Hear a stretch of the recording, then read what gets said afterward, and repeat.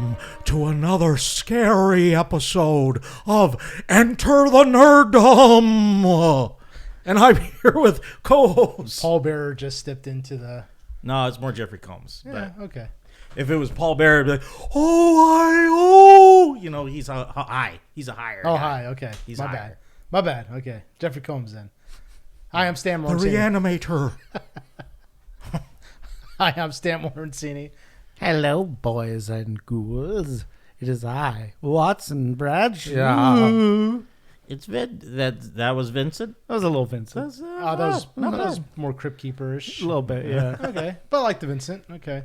I guess we're going to do a Halloween episode is what we're trying to get at. I mean, yes. Okay. And obviously, if you haven't noticed or heard, I'm obviously Chad Cook. Yeah. And, we're going to post, we'll add a bunch of, howls and lightning effects, right? So that you guys are hearing that right now. Oh. Ooh. We're going to forget to do that. Yeah, we'll probably forget. Just use your imaginations. Yeah, just pretend you heard all that. It's again our Halloween episode, so we can jump right into some of the spooky things that we want to talk about. Spooky. The first one is one of the spookiest things we've definitely seen lately. Watson and I checked out Venom 3. Yes, definitely very. You The haven't Last seen it, Dance. No, I did. I have not seen it. Do you want to see it? I'm still debating on it. Well, maybe we'll change your mind. Maybe. After this. I mean, say no. if it's bad in a way that, well, I gotta see it because it's probably bad in the way you got to see it. Oh, really? Yeah. Okay. I don't even think it gets that good of bad. You know what I mean? I mean, with some of the family stuff, it does. You know. Oh, yeah. There's some bad. Let's get right into it. I mean, so, were you guys laughing at least? Yeah, well, yes. Okay. Yeah. Yes. Okay. Laughing at how bad things. We were looking at each other a lot in the movie theater, like, what the fuck is happening? Yeah. Yeah. Like There's a lot of it was just what? It was weird. Yeah. It was weird.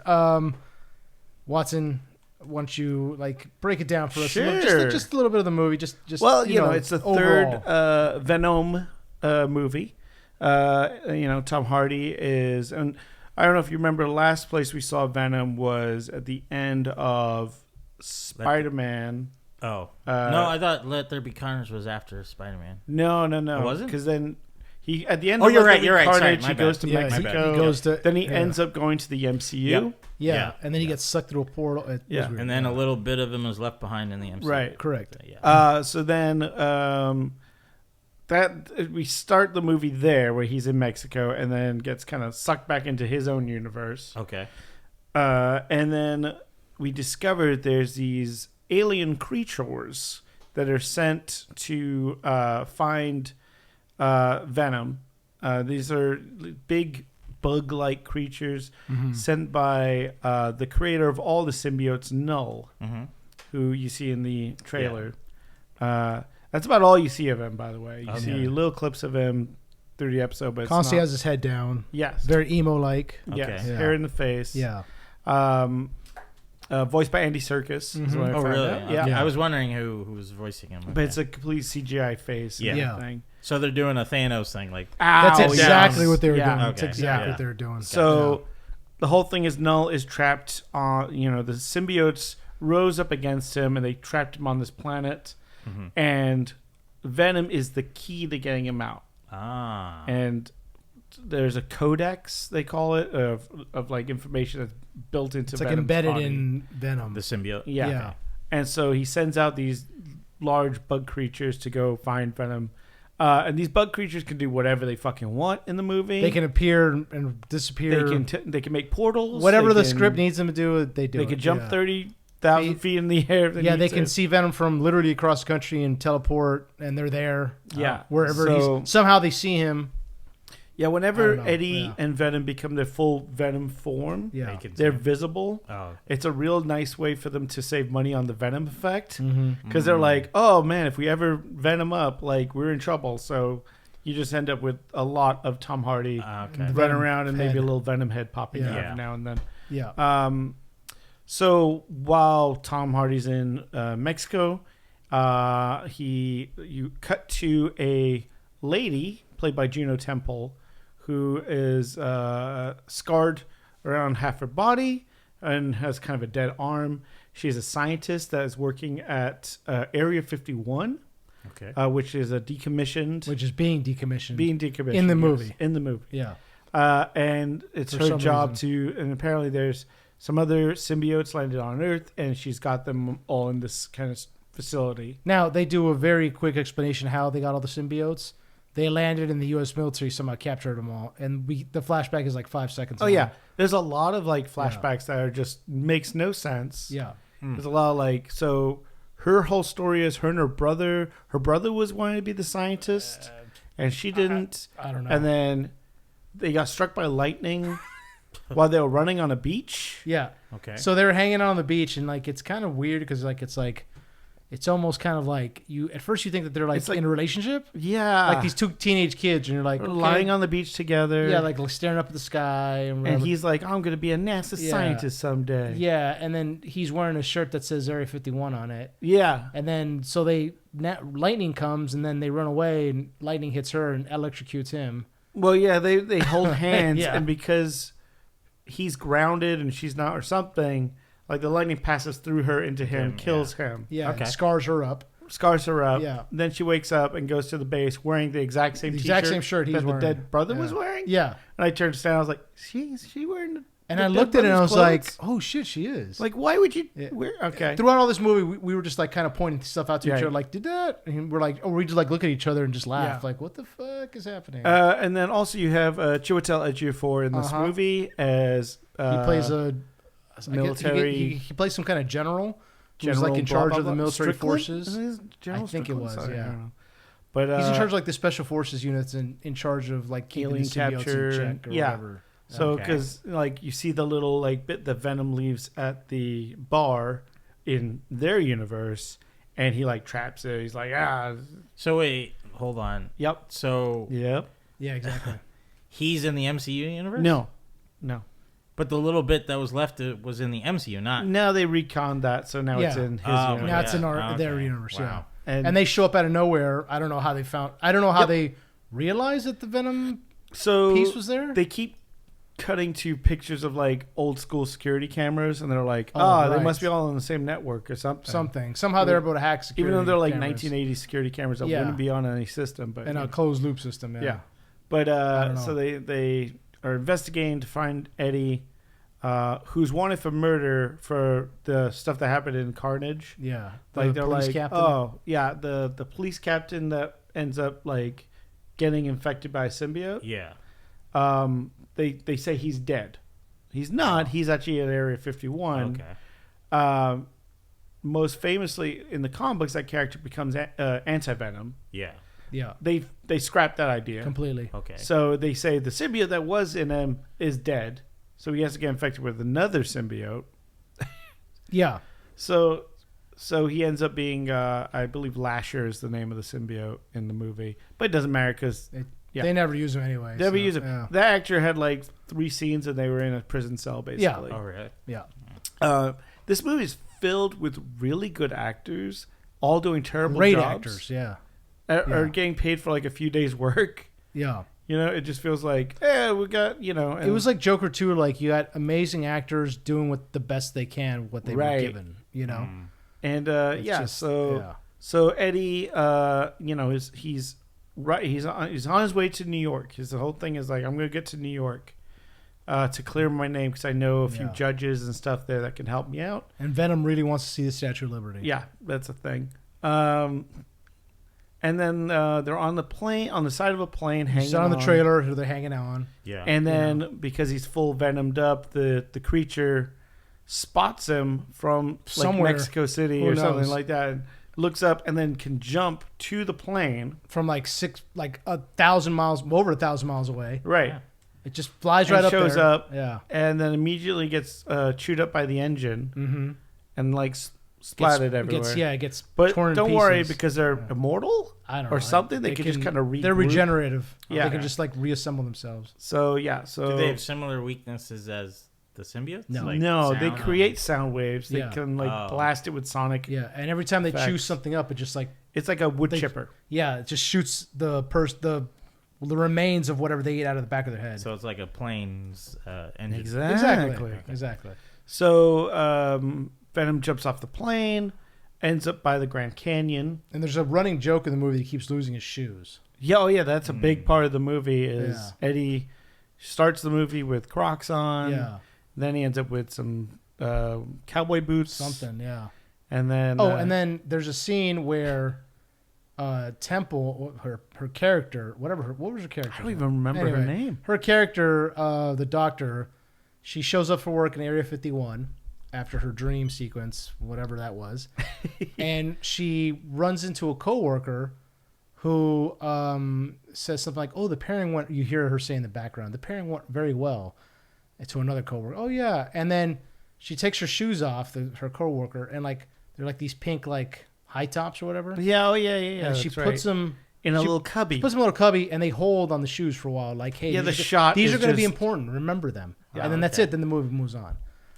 Okay. Okay. And then General, who's played by Strickland. General Strickland. The same character who put the shoes away always wears a Christmas pin on her white lab coat. Okay. And General Strickland is like talking to her, and he's like, "Hey, I don't get that. It's July. Why are you still wearing that Christmas pin?" She's like, "I told you, my mother gave me this pin." Okay, and then that's it. Then they just move on from that. Okay. And then they don't really reference it ever again, the Christmas pin. Nope. And that's it. So just keep that in mind. Yeah. Okay. No. Shoes. Yeah.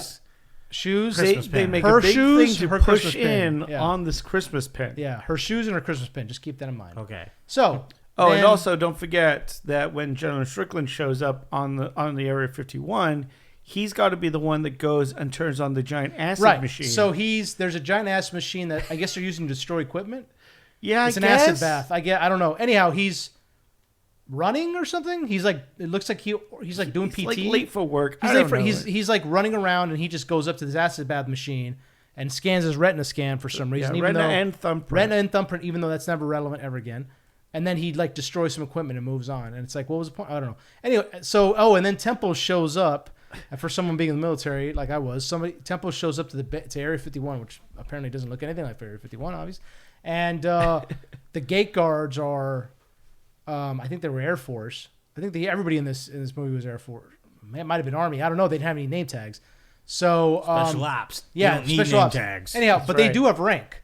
And one of the rank of the gate guard soldiers is first sergeant, which is very high up in the enlisted ranks. And those are people that definitely do not, for any reason, do gate guard. Those are low-ranking soldiers. Maybe everyone else in the base is higher. Because No, I don't think so. Everyone else Because I saw other lower ranks. So it's like there's no.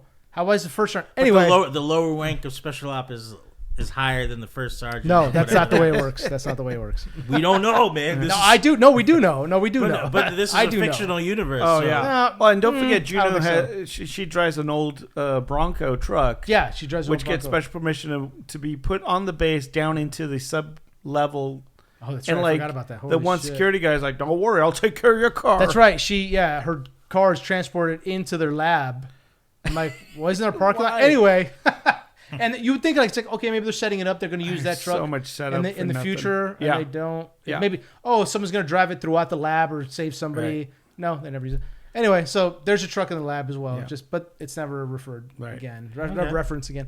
Anyway, so Tom Hardy's now in the desert. Oh yeah, and he's wandering around. He's got to find a mode of transportation. Got to find a mode of transportation. And just happens to be a horse around. Yes, there's a horse that he spots in the ranch. Is he in the Nevada desert or is he still in Mexico? I think he's desert? in Nevada. Yeah. Okay. Yeah, and because I think it pretty much all takes place in Nevada. They're all moved. At this point, he's trying to get to Las Vegas, trying to get further east. So anyhow, he spots a horse and decide, and Venom's from the like, trailer. Yeah, you've seen it, like, and that's like, it's treated as if like, you'll never fucking believe what this movie's gonna do. We're gonna fucking venomize a horse, you guys. We're gonna do a whole sequence. Where you remember like how Venom was with the motorcycle from the first movie? Fuck that. This is going to blow your fucking brains out. Hey, have you ever want to see Venom horse? Not really. Yeah, you have. Yeah, too fucking bad. Because hold on to your horses. Because you get. This is the shit everyone's been wanting since day one. It's what I've dreamt. It's what I've dreamt of my entire life. So we get a Venom horse. Do we get to see the Venom horse take a shit? Nope. Oh man. We do get to see the Venom horse completely abandoned when the symbiote reaches a river and jumps off of it. And the Venom horse off. needed a drink of water. Yeah, that's right. Made no sense. And so anyhow, the But symbiote then- jumps off him, and that's when the special forces guys show up, Yes. hanging from a helicopter. Yet again, how do they fucking find him? We don't know. In the They middle just- of the desert, suddenly I don't a know. helicopter Suddenly shows they up. find they know, and they never explain how. Did they have a symbiote tracker? This is what I think. There's a lot of stuff that was cut out of this movie, and that was probably one of the Yeah, explanations how probably. they actually. Because all of a 'Cause sudden they they just show show up up. in the middle of the wilderness, like as referred to as the wilderness.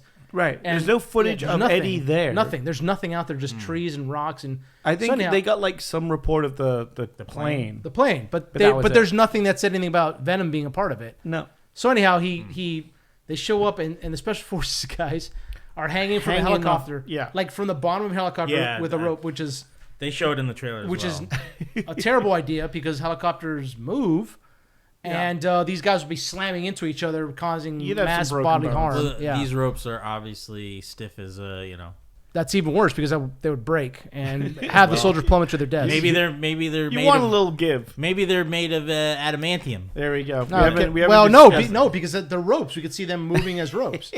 Anyhow, so they jump into the water. They go after Tom Hardy. Yes, they convert their Yeah. futuristic helmets to be. Oh yes, they have. They hit a button and then They it have these becomes Kevlar helmet. They have like gear that looks like regular, combat gear. Yeah. But they hit a button and it now converts into scuba gear, like Transformers or Like- Inspector Gadget or something. Yeah, you ever Okay. watch Mask?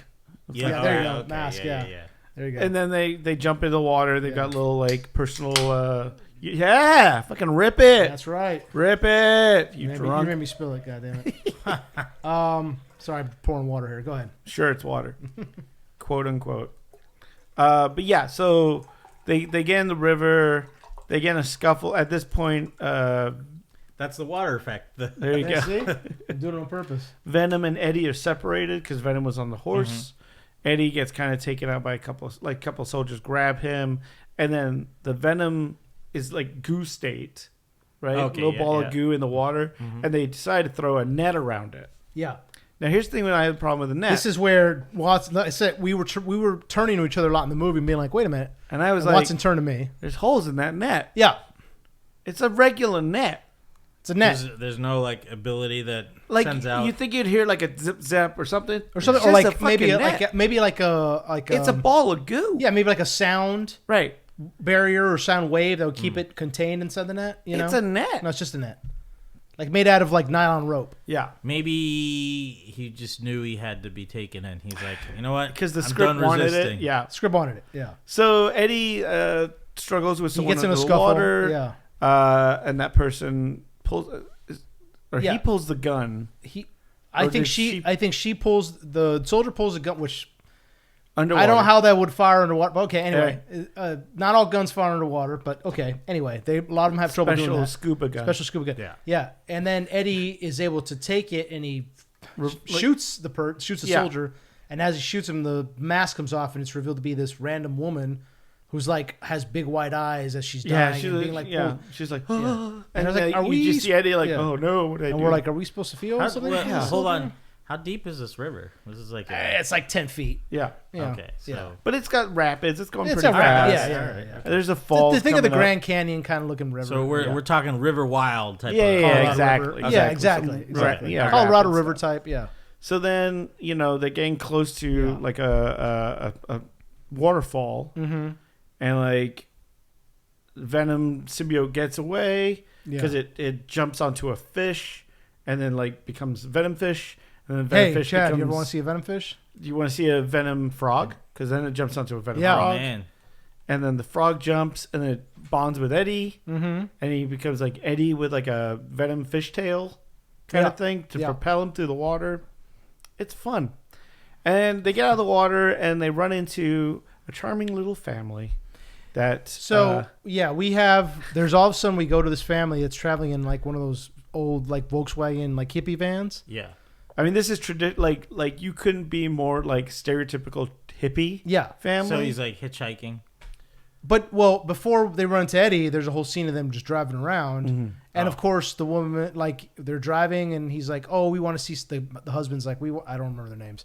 We want to see some alien, and that's when like his wife like turns to him like, "Well, honey, that's why we we spent all our life savings to come out here on the trip for you so you can see aliens. Yes, Like, we're oh, thank off you. to Area 51. Yeah, off to Area 51. Thanks for giving us that backstory that we didn't give a Right. fuck about. So, yeah. Yeah, so, they pick up, so Eddie's like walking by. They're like, They're camping. yeah, they're like, here, let's give you some food. Let's Yeah. get, because he looked pretty beat up. Yeah. And they're like, we're off to, see some aliens. You believe in aliens? He's like, oh, you don't even know how much I Yeah. believe in aliens. And they're like, we can get you as far as Las Vegas. Yeah, which is weird, but okay, sure. So then we have like 20 minutes with this family. It felt like It's just, Everybody's like in, scenes of his aside from the kids. mom who's driving, everybody else is asleep. Well, And no, they Eddie's- do a whole sing song. Oh, yes, that's right. I forgot about that. They They sing a song. it's There's a ground Beatle. control to that's Major what it was, Tom. yeah. Ground control, yeah. in the trailer And just Eddie now. doesn't want to sing. The rest of the family singing, and you're They're just like, come on, Eddie. and Come you're on, hearing Eddie. Venom sing. Yeah. Okay. which is in Eddie's head. Yeah. which is fun. It's a fun little cute. bit because Because he's like, oh, I love singing. I love the song. Yeah. Yeah. And So there's then- like, that goes on for about 5 minutes. Yeah, it's a long sequence. Yeah. And then like And everyone everybody's kind of asleep. goes to sleep Yeah. except for the mom who's Driving. driving and the little kid who And they keep cutting to her driving. yeah Hey, by the way, she's driving. driving. Yeah. Hey, by the way, she's driving. So the little kid Hey, by the way, she's driving. who has just met Eddie Yeah. is like, guess what? I hate Chocolate? Oh No, he sugar. He gives He likes sugar. He likes sugar, but the parents don't let him have sugar. And he's like, I don't believe in aliens. And he's like, I don't believe aliens aren't real, kid. Don't worry about it. Because the kid's like worried about meeting an alien. Yeah. And it's just this like they have this weird bonding moment. Yeah. And he's like, oh, they don't have sugar. Here's a chocolate bar. Would you like a chocolate bar? Right. And because Venom loves chocolate. Yeah. So then Yeah. he Exactly, gets, Chad.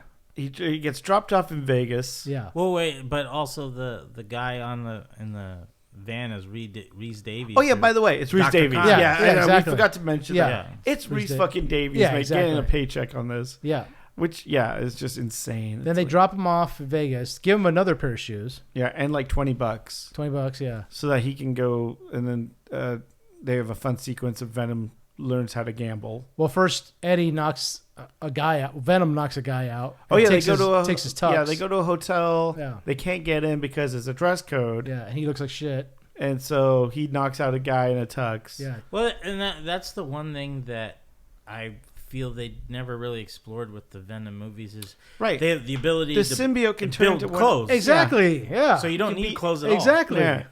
It could be anything you want. Yeah. So Yeah, I didn't get it either. Yeah.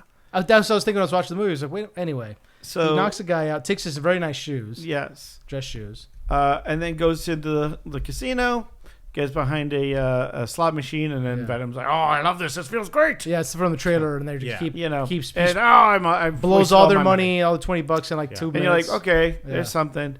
But luckily, Luckily, Uh-oh. out of all the people, the hundreds of million people in the United States, out of all the places, out Mrs. of- Chen, Mrs. Chen just happens to be in the exact same casino, the exact same hotel, in the same aisleway, that beloved character Yeah. from Venom 1 and 2. who just happens to be gambling like crazy and winning just a few slots down. And then Eddie literally turns to her and says, Mrs. Chen? Yeah. And she's like blowing it up. This with is the- like a yeah. fucking sitcom now. It's, yeah. And then and she's like, "Oh, I've got the private suite upstairs. Yeah. They get me at the penthouse suite. Yeah. Cause Let's she's, go hang out and yeah, and chill. and chill." So they go up there and they have a dance scene when Venom is Yeah. floating Yes. her around. Which, by Yeah. the way, we've established already that they can't become the full Venom because they'll get caught. Right. And then they decide, fuck it, we're going to do a dance sequence with Venom. With Venom. In So full Venom, Venom mode. in full Venom with starts Mrs. dancing. Chen, Yeah. because reasons. Just because Who knows? It's an internet meme of Yep. having the dancing Venom. And then we get the U.S. Special Forces guys show up again because I guess they cut a scene where they can also see Venom somehow. Right. So they just happen to appear right above the room because the penthouse has a huge Skylight. Right. Oh, and then the big alien shows up and the as big well. alien shows up as well. So, Okay, so- so I half mean, the alien makes a little more sense. right. I don't know how he got there so and half fast. the special but whatever. forces get killed. Yeah, half the special forces getting bumped off. Yeah, By this big alien. Yeah. He eats half of them for no reason. and yeah, Mrs. Chen is like, "You leave Eddie alone" to the special forces guys, and they turn to her and like point their weapon. She's like, "Okay." And they like zap him so that the symbiote comes off Eddie, Right. and they like separately put them in Like like in a vial. containments Yeah. kind of thing. And then we're at Area 51. Yeah. He's stuck in a lab. He sees that there's the detective guy from the second movie there. Mm-hmm. He's like, "What are you doing here?" And he's like, "Oh, Null is coming, blah, blah, blah." Yeah. The only way to stop it is if you or the symbiote die, basically. Mm-hmm. So if one of you dies, the codex is like not going to be used anymore. Yeah, it can't be released. Yeah. So, yeah, Jesus. Oh, and then we cut back to the family again. Yeah. Oh, the family makes another appearance. Oh, yeah, because the family showed up to Area 51. Yeah, Oh, somehow they're able to get very close. They stated that's why, they made a point that they were going there earlier so that that they were going to But arrive instead of up like, again. instead of like sleeping somewhere, they go that night. Yeah. And they get to, which is, it's not decommissioned yet in the movie, but it's one of the most top secret, is the most top secret base we have. So, but they just are able to walk right up to the fence line. Oh, and there's a hole in the fence. Oh, yeah, luckily Yeah. there was a nice hole in the fence that they sneaky And they have through.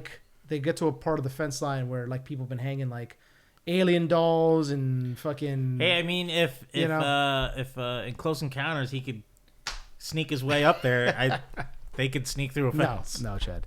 And Hey, it happened in Close Encounters, man. This isn't Close Encounters. They get through. They get through the is, sort fence. of. They get through the fence. And And then they're sneaking the base. around a military base. And there's like no one there. no one. There's not just- one yeah. guard, nothing. They're Nothing, just like yeah. sneaking around as a family. Because like, most of them were oh. eaten by the monster, obviously. guess No so. monster at the base yet. No monster. Yeah. Well, no, I mean, like, they were eaten when No, there's they like were 3 hunting. guys, dude. There's it takes more than 3 people to run a military base. I mean, it's so secret, you don't need guards. True. So They're all under, like, 15 feet of concrete. that's true. No, there's guard towers everywhere. So yeah, Null, I guess, is like realizes it's close to the end of the movie, so he sends Yeah. all of his evil monsters Yeah. to Area 51 Yeah. to be like, get me Venom. Blah. Yeah. And so a bunch of the monsters show up. They break into the confinement, and basically Temple Juno and Juno Temple, and they all decide like we gotta symbiote up and get some symbiotes, so that we can battle these crazy monsters. And so you sequence where a bunch of the guys that work there all end up getting random symbiotes on them, which some of them look cool. So look cool, and they had And that was an okay scene. I didn't mind that. Right. But they're just cannon fodder. They're just like Just getting torn apart. Yeah. yeah, pretty quickly. And I mean, does Juno Temple turn into that girl? What's it called? yeah, she's like the Flash. She's like long yellow. hair. Yeah. Long hair, Yeah. And then But- the girl with the Christmas pin Right. turns into this green kind of symbiote. Yeah. For Some Oh wait, reasons. the girl with the Christmas pin's not Juno Temple. no, No, different. Oh, that's different. sorry. I thought Yeah. you said she was the same. No, it's a different. Yeah. Okay. No, there's another whole nother character who loves Yeah. Christmas. Do you remember who plays her? Let me look it up. Yeah, but keep going. But yeah, so then it becomes symbiotes versus wild creatures, and Eddie's like, they're just gonna keep coming. They're just gonna keep. I gotta, and like so, the family are at that point. They're on the surface and they're trapped up on a watchtower. Oh, 'Cause Lord. they went up to a watchtower, and then all the creatures start showing up and things are exploding. And then the family's about to, like, the watchtower's collapsing. So family's gonna die. So Eddie has to venom up and then save the kid. And be like, aliens are real, and thanks for the chocolate. So that's her character was Clark Bacco, is the actress's name, and she played Sadie Christmas. Oh, Yeah. that famous Marvel character, Sadie Christmas. And and really, her last name is Christmas. Sadie Christmas, and her Jesus venom Christ. was called Lasher. Oh, she was Lasher. Yeah. Yeah. Usually depicted as green symbiote that primarily uses 4 tendrils, which protrude from its back. Then who Okay. was the cop? Then if they put a symbiote in him, I thought he was Lasher, but Yeah, I don't know. That's a good question. maybe that was the Anyway. symbiote in him that jumped into her. no, because that symbiote dies pretty quick. Like the cop is seen by Venom, and then one of the monsters comes and he just kind of like wraps it up. It's like raw daddy, Oh, Yeah. okay. and then he's done. So it's like thanks for the couple of days of work you did. Hey, you know, You're done. Yeah. free money. And like no way to exonerate Eddie of his death because they killed him. Yeah. So, Oh, I guess he played Toxin. Oh, that's who it was. was Yeah. that it was? He was talking. Patrick Mulligan was his character. Stephen Graham's character was Patrick Yeah. Mulligan. I guess he was toxic. Yeah, Okay. I guess. because I thought he was Toxin in 2. Yeah, because Toxin's normally like red and blue colored in the comic books, but Yeah. whatever. Yeah. So anyhow, all the symbiotes begin to attack these creatures. Yeah. And it was, I mean, he's kind of the creatures kind of tearing through him. Just like literally fucking them up, and then like absorbing them, then their teeth, and the spitting them buzzsaw. out. Yeah, and just like spitting them out through the back of the head. And so Like Langoliers. right? Yeah, exactly. That's They did look like Langoliers with Little their mouth. bit. Yeah. So then Eddie and Venom have a moment where they're like, okay, they're gonna keep coming. We gotta destroy the Codex. Yeah. And so Venom does the sacrifice where he. Well, wait. Yeah. Hold, before you finish that, so he just saved the kid and the parents are dead? No, they're- the whole they're safe. family's The fine. whole, okay. All right. Yeah. The whole family's good. Okay. Yeah. Yeah, because some of the other symbiotes help. Oh, okay. Gotcha. Yeah. Christmas one The does. family. Martin Moon was Jesus played Christ. Riz. Sure, Martin Moon. Yeah. Yeah. And he saves Eddie at one point because he picks up a rocket launcher and blows. Oh yeah, one of yeah, the creatures away. Yeah. Yeah. So yeah. So that was their moment, and they're all jumping in the van trying to get away. Yeah. It reminded me of the family in Justice League. You remember that from the original my cut? God, It was like yeah. that. Like The they're just kind of Russian there. family? Yeah. Yeah. It was like that. Yeah. Because they have to get out absolutely. of the kill zone area. Yeah. So anyhow, all the I think it's symbiotes. just because they wanted to show Venom being heroic. I guess because so. there's no real But heroicism. well, there is at the end. Well, But yes. that's like. So that's the thing with this movie. There's like little nuggets that are good. Right. And so, but yeah, at the end, I Venom, did like this ending. I right. will say. Venom says we have to kill this thing. We can't let Null out. So he basically takes all the creatures and kind of wraps himself around them as he begins to move himself towards the acid bath. Oh, okay. And so of course Tom Hardy is like, "Don't do it." Yeah. There's Does, another way. What's his name have to hit the button? 'Cause Yep. he's the only one Yeah. that could hit. That's Yeah. right. So as If he's hurt and like he gets stabbed by one of the creatures, he or got something, he got hurt during the fight. and then like Venom kind of like holds him up with one of the tendrils Yeah. so he can do the eye thing. How Venom knew that, I don't know. Don't know How Doesn't he knew matter. that he had to. Who Yeah. knows? He's a super smart alien. Right. Exactly. So the acid's hitting But Venom. as before that, Venom, which I found very sweet, takes like a steel door and lays it over Tom Hardy. Yeah, just to make sure he's like it's protected. acid proof. Yeah, acid proof doors, which looked like it weighed 300 So pounds. at would've this killed him, point, yeah. he's already separated from. Yeah, yes, yeah, yes, yes. separated. He's wrapped Okay. around all the different creatures. Yeah. Yeah. Okay. So it's like this giant Venom because he's just kind of engulfed all the creatures, and he's making his way to the acid machine. Yeah. The acid machine gets turned on, and you just hear him like, like remember me, Eddie, and yeah, what's his name? Strickland Yeah. is getting hit by acid. He's like, and he just takes a grenade Yeah. and like blows himself up. Blows himself up for some Okay. reasons. Yeah. And to Yeah. blow up the acid, I Yeah, guess, and all over the thing. And then so if that kills Venom and the creatures, completely destroys them, like, wears them away. Yep. And they're gone. And then we cut to Eddie waking up in a hospital and some military guys there. Yeah. Just goes, yeah, you're exonerated, but just don't tell anyone this happened. Right. And that's it. And then he's in New York. He's in New York. But and they do a very sweet scene at the end. Memories by Maroon 5 is playing, which is that song that came out that people kind of That's forgot right. about.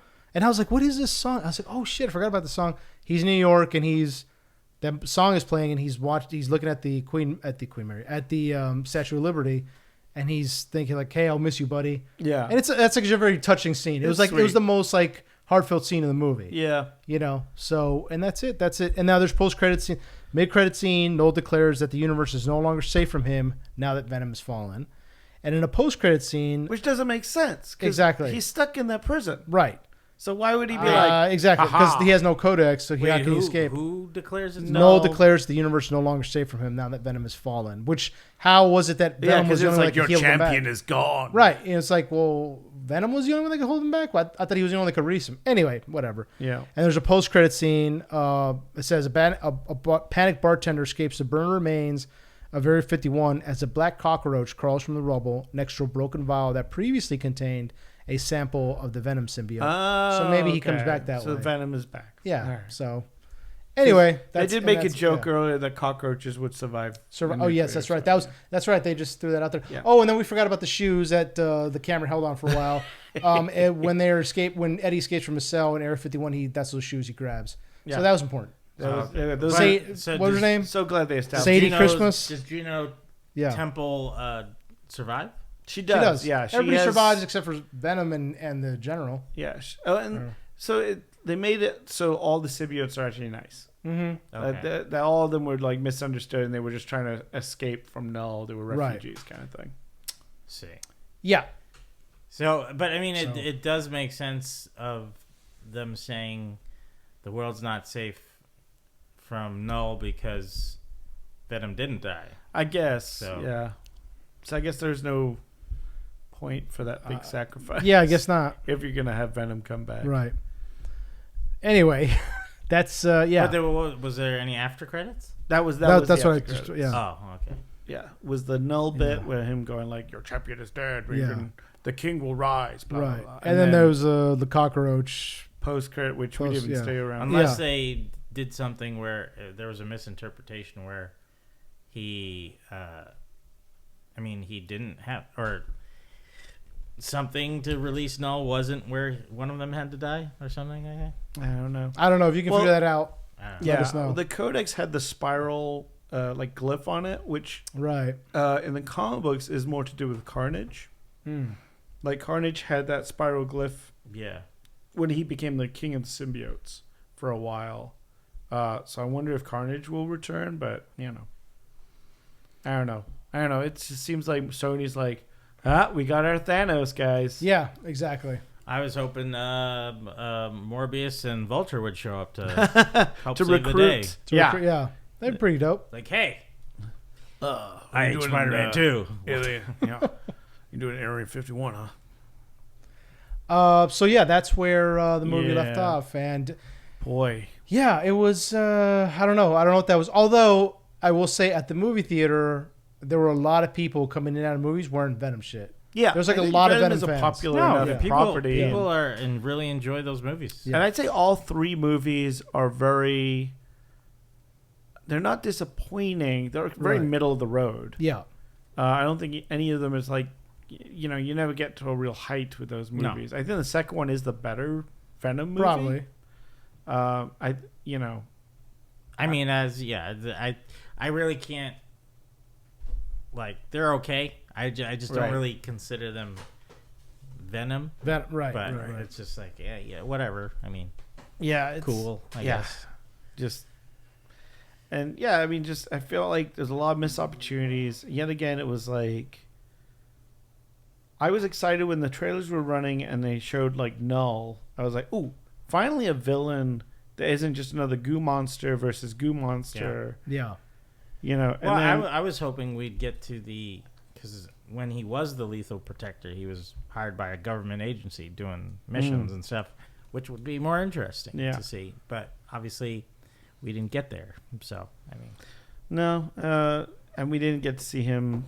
There was no play with Spider. Like when Eddie shows up in New York, both of us were like, why can't we just see like a guy in a web swing by? right. Like, could that Yeah. Something. something? well, if anything, I think because after he came back from the MCU universe, Yeah. he should have been because like it seemed when he was there, he was like.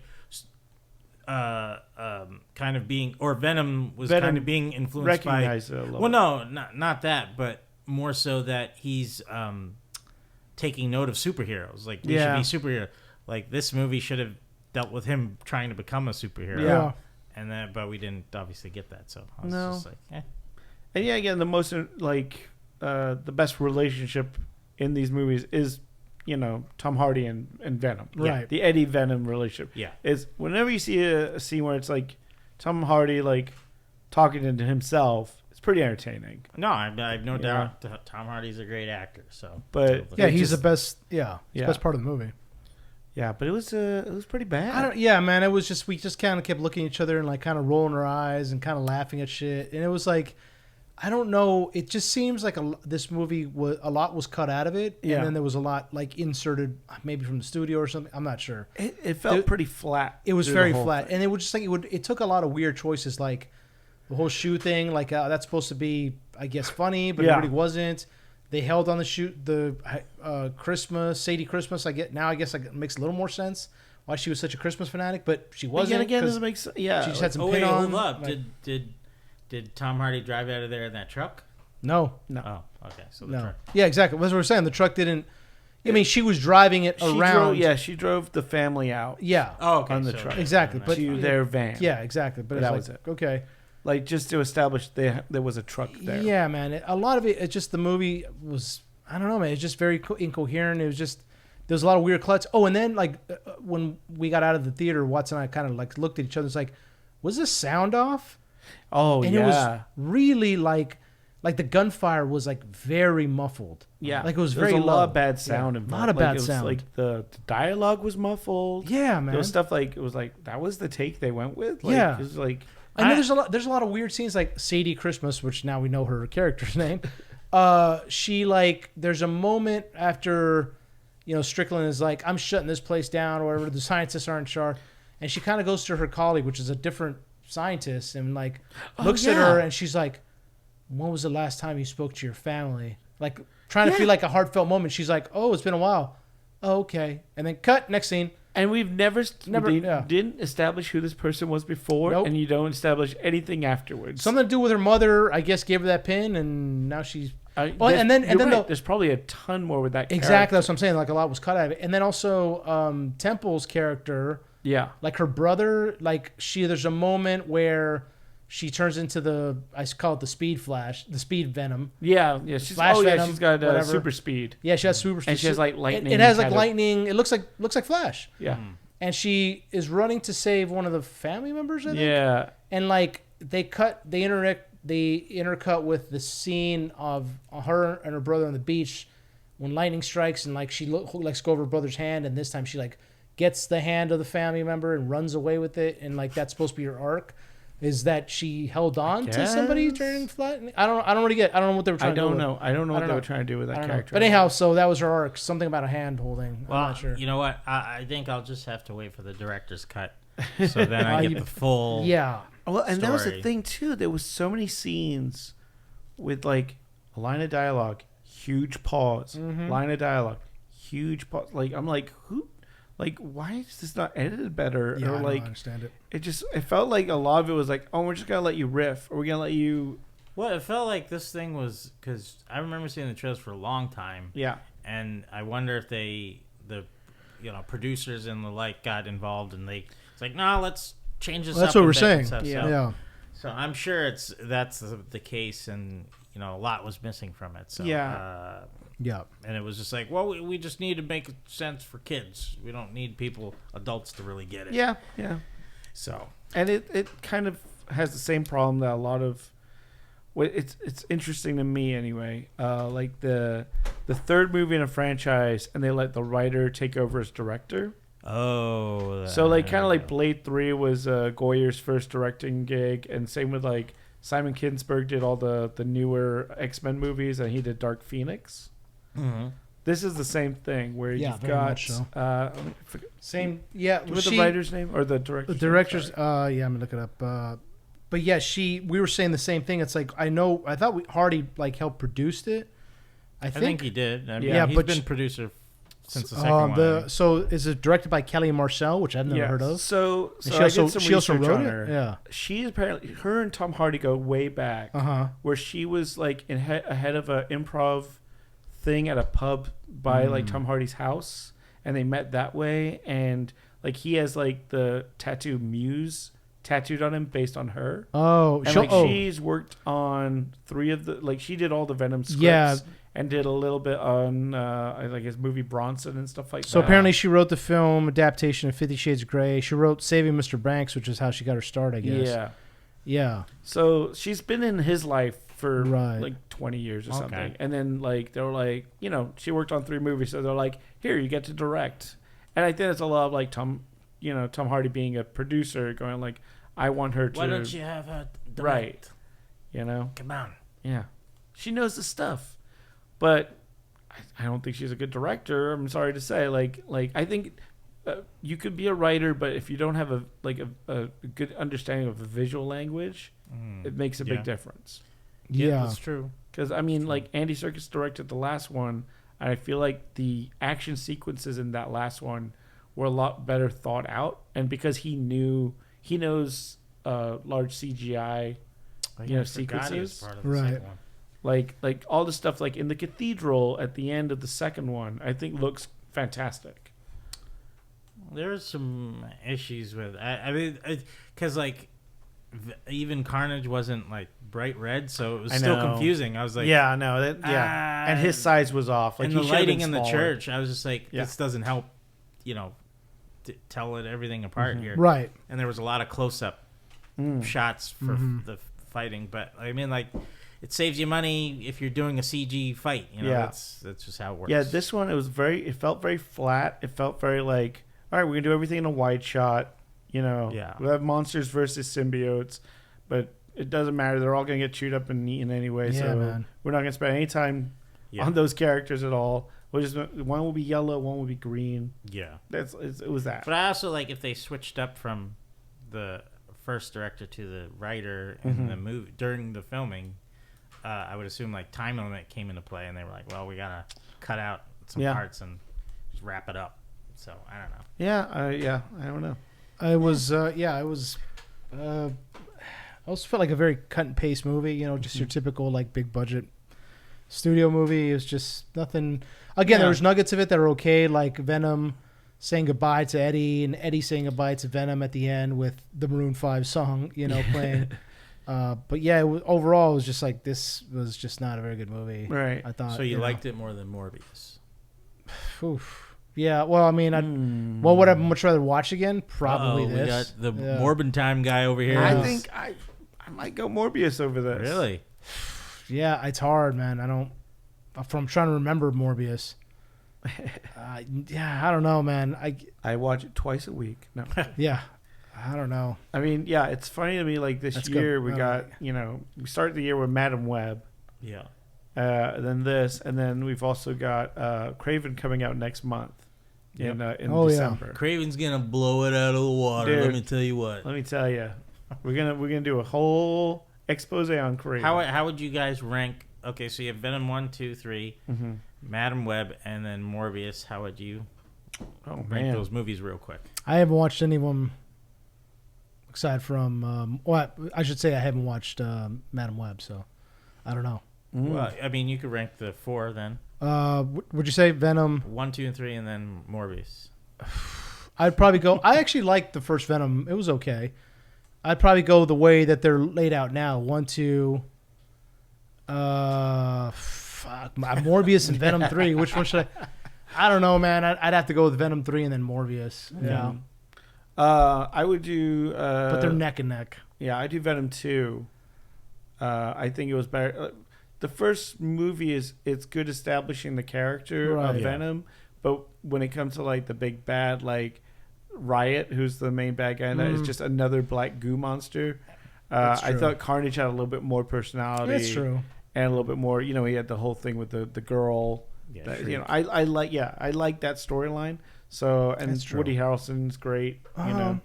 So I would do Venom Let There Be Carnage. I would then do Morbius, Venom. Oh boy, and then this or Madam Web. Really? Wow. That's come on. I haven't seen Madam Web, but I heard it was bad. Bad, but it's funny bad. While this is just felt bad. That's true. No, this is better than Madam Web. Fuck it. Yeah. Yeah, Okay. yeah. All right. Like that's the thing. Like Madam Web, I wish it was like more entertaining. It's just kind of ridiculous. Yeah. Well, this was ridiculous but entertaining. Yeah. Okay.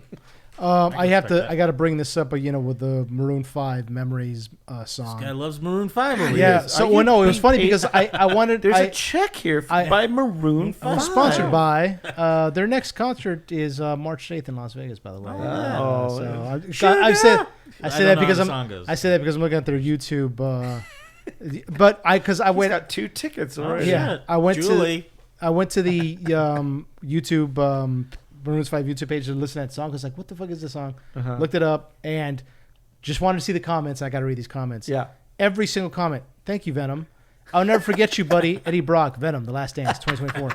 Next comment. I won't forget you, buddy. Eddie. Next comment. From Venom, 3. Wow. Yeah. So wait, this is under the. These are the comments under that music video for Maroon 5. So Yeah. like what Who's Bye Bye Bye did for. Who's here after Venom 3? Insane. Yeah, no, Yeah. that usually happens anytime a big song is in a movie. They go to the. Who's here after Venom 3? here after 3,000 likes. Jesus. 2019, Maroon 5. 2024, Venom 3, sad face. Eddie, I won't forget you, buddy. Venom, I'll never forget you. Don't forget me either, Eddie. That actually was a heart. But I would assume all those people that type in that though, it's not ironic. They're really they really love it. No, they love it. Yeah. Well, that's what I was saying because like when we left the theater, there was a lot of people wearing Venom stuff. There was a kid in front of us who bought the Venom popcorn bucket, like the last one. Yeah, Yeah, the popcorn bucket's pretty good. Yeah. So I just wanted to just bring up. But that was a line from the movie when Eddie says, "I'll never forget you." Don't forget when Venom says, "I'll never forget you." Don't forget you, Eddie. me. Yeah, don't forget me either, Eddie. So it is underperforming. It only made 51 million opening weekend. Oof, that's bad. Which was the first one. And we said the budget was like 120, right? Yeah, the first Venom opened with 80. There will be Carnage open with 90. So it made considerably less than they expected. And yeah, it did cost 124 million to make. So that's yeah. Oh no, sorry. I'm sorry. It cost 120 to make. It globally it made 124. So overseas. So that's it made its money back. Lord. But not it's still more than Joker. Well, yeah. Like by a lot. By a lot. Yeah. Joker would be lucky to make 60. I mean, so like, which one of these movies would you watch again? This one or Joker? I'd watch this. You watch this I'd again? watch this over Joker. I would watch Joker 2. Now, there's more that happens in this. Well, that's true. You're not wrong about that. Would you? It's like, okay, you're gonna show. I still haven't rewatched the first Joker since the theater. The first Joker? Yeah. So the first Joker's a masterpiece. I watched that a lot. See, I haven't watched it since the theater. Would you Yeah, like but to you hate get that movie, so to get who your cares what you kid say?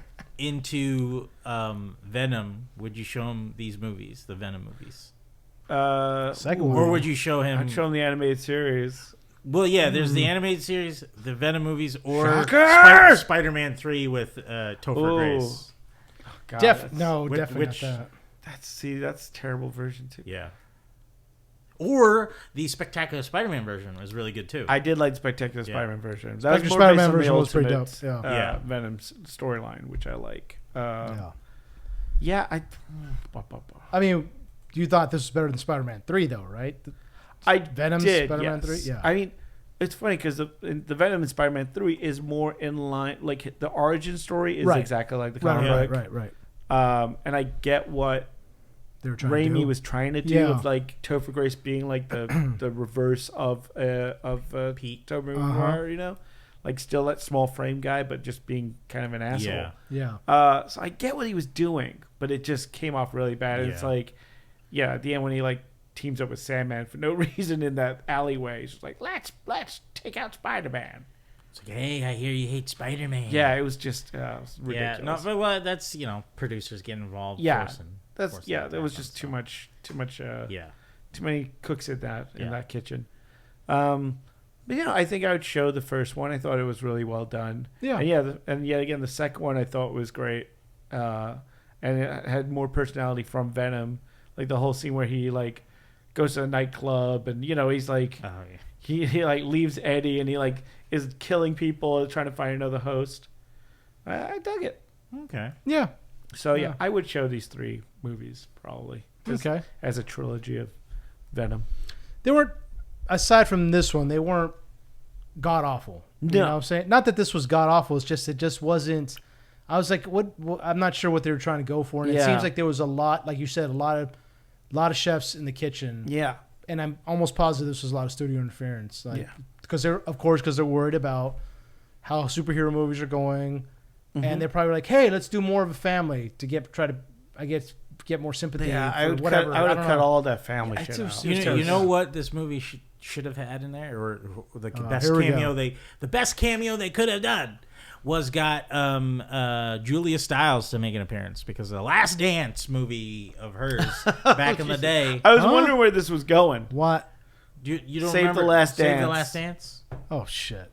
Julia Stiles, man. And anyway, then she and Venom dance. I was like, she was in a Marvel movie. Oh, she was in Save the Last Dance, man. Yes, I get it. Yeah, I mean, so us saying all this, Chad, does it compel you to go see it? Not really, no. Yeah, I would save the time and the money. Yeah, I mean, like, how long is the movie? it's not long. It's like an hour and 40 minutes? Yeah. 45. Standard, you know. Very. Yeah. That's the thing. Feels very standard. Exactly. It's like they're like, we'll give you enough story to get you through the whatever 2-hour block that we have before we have to put another film in.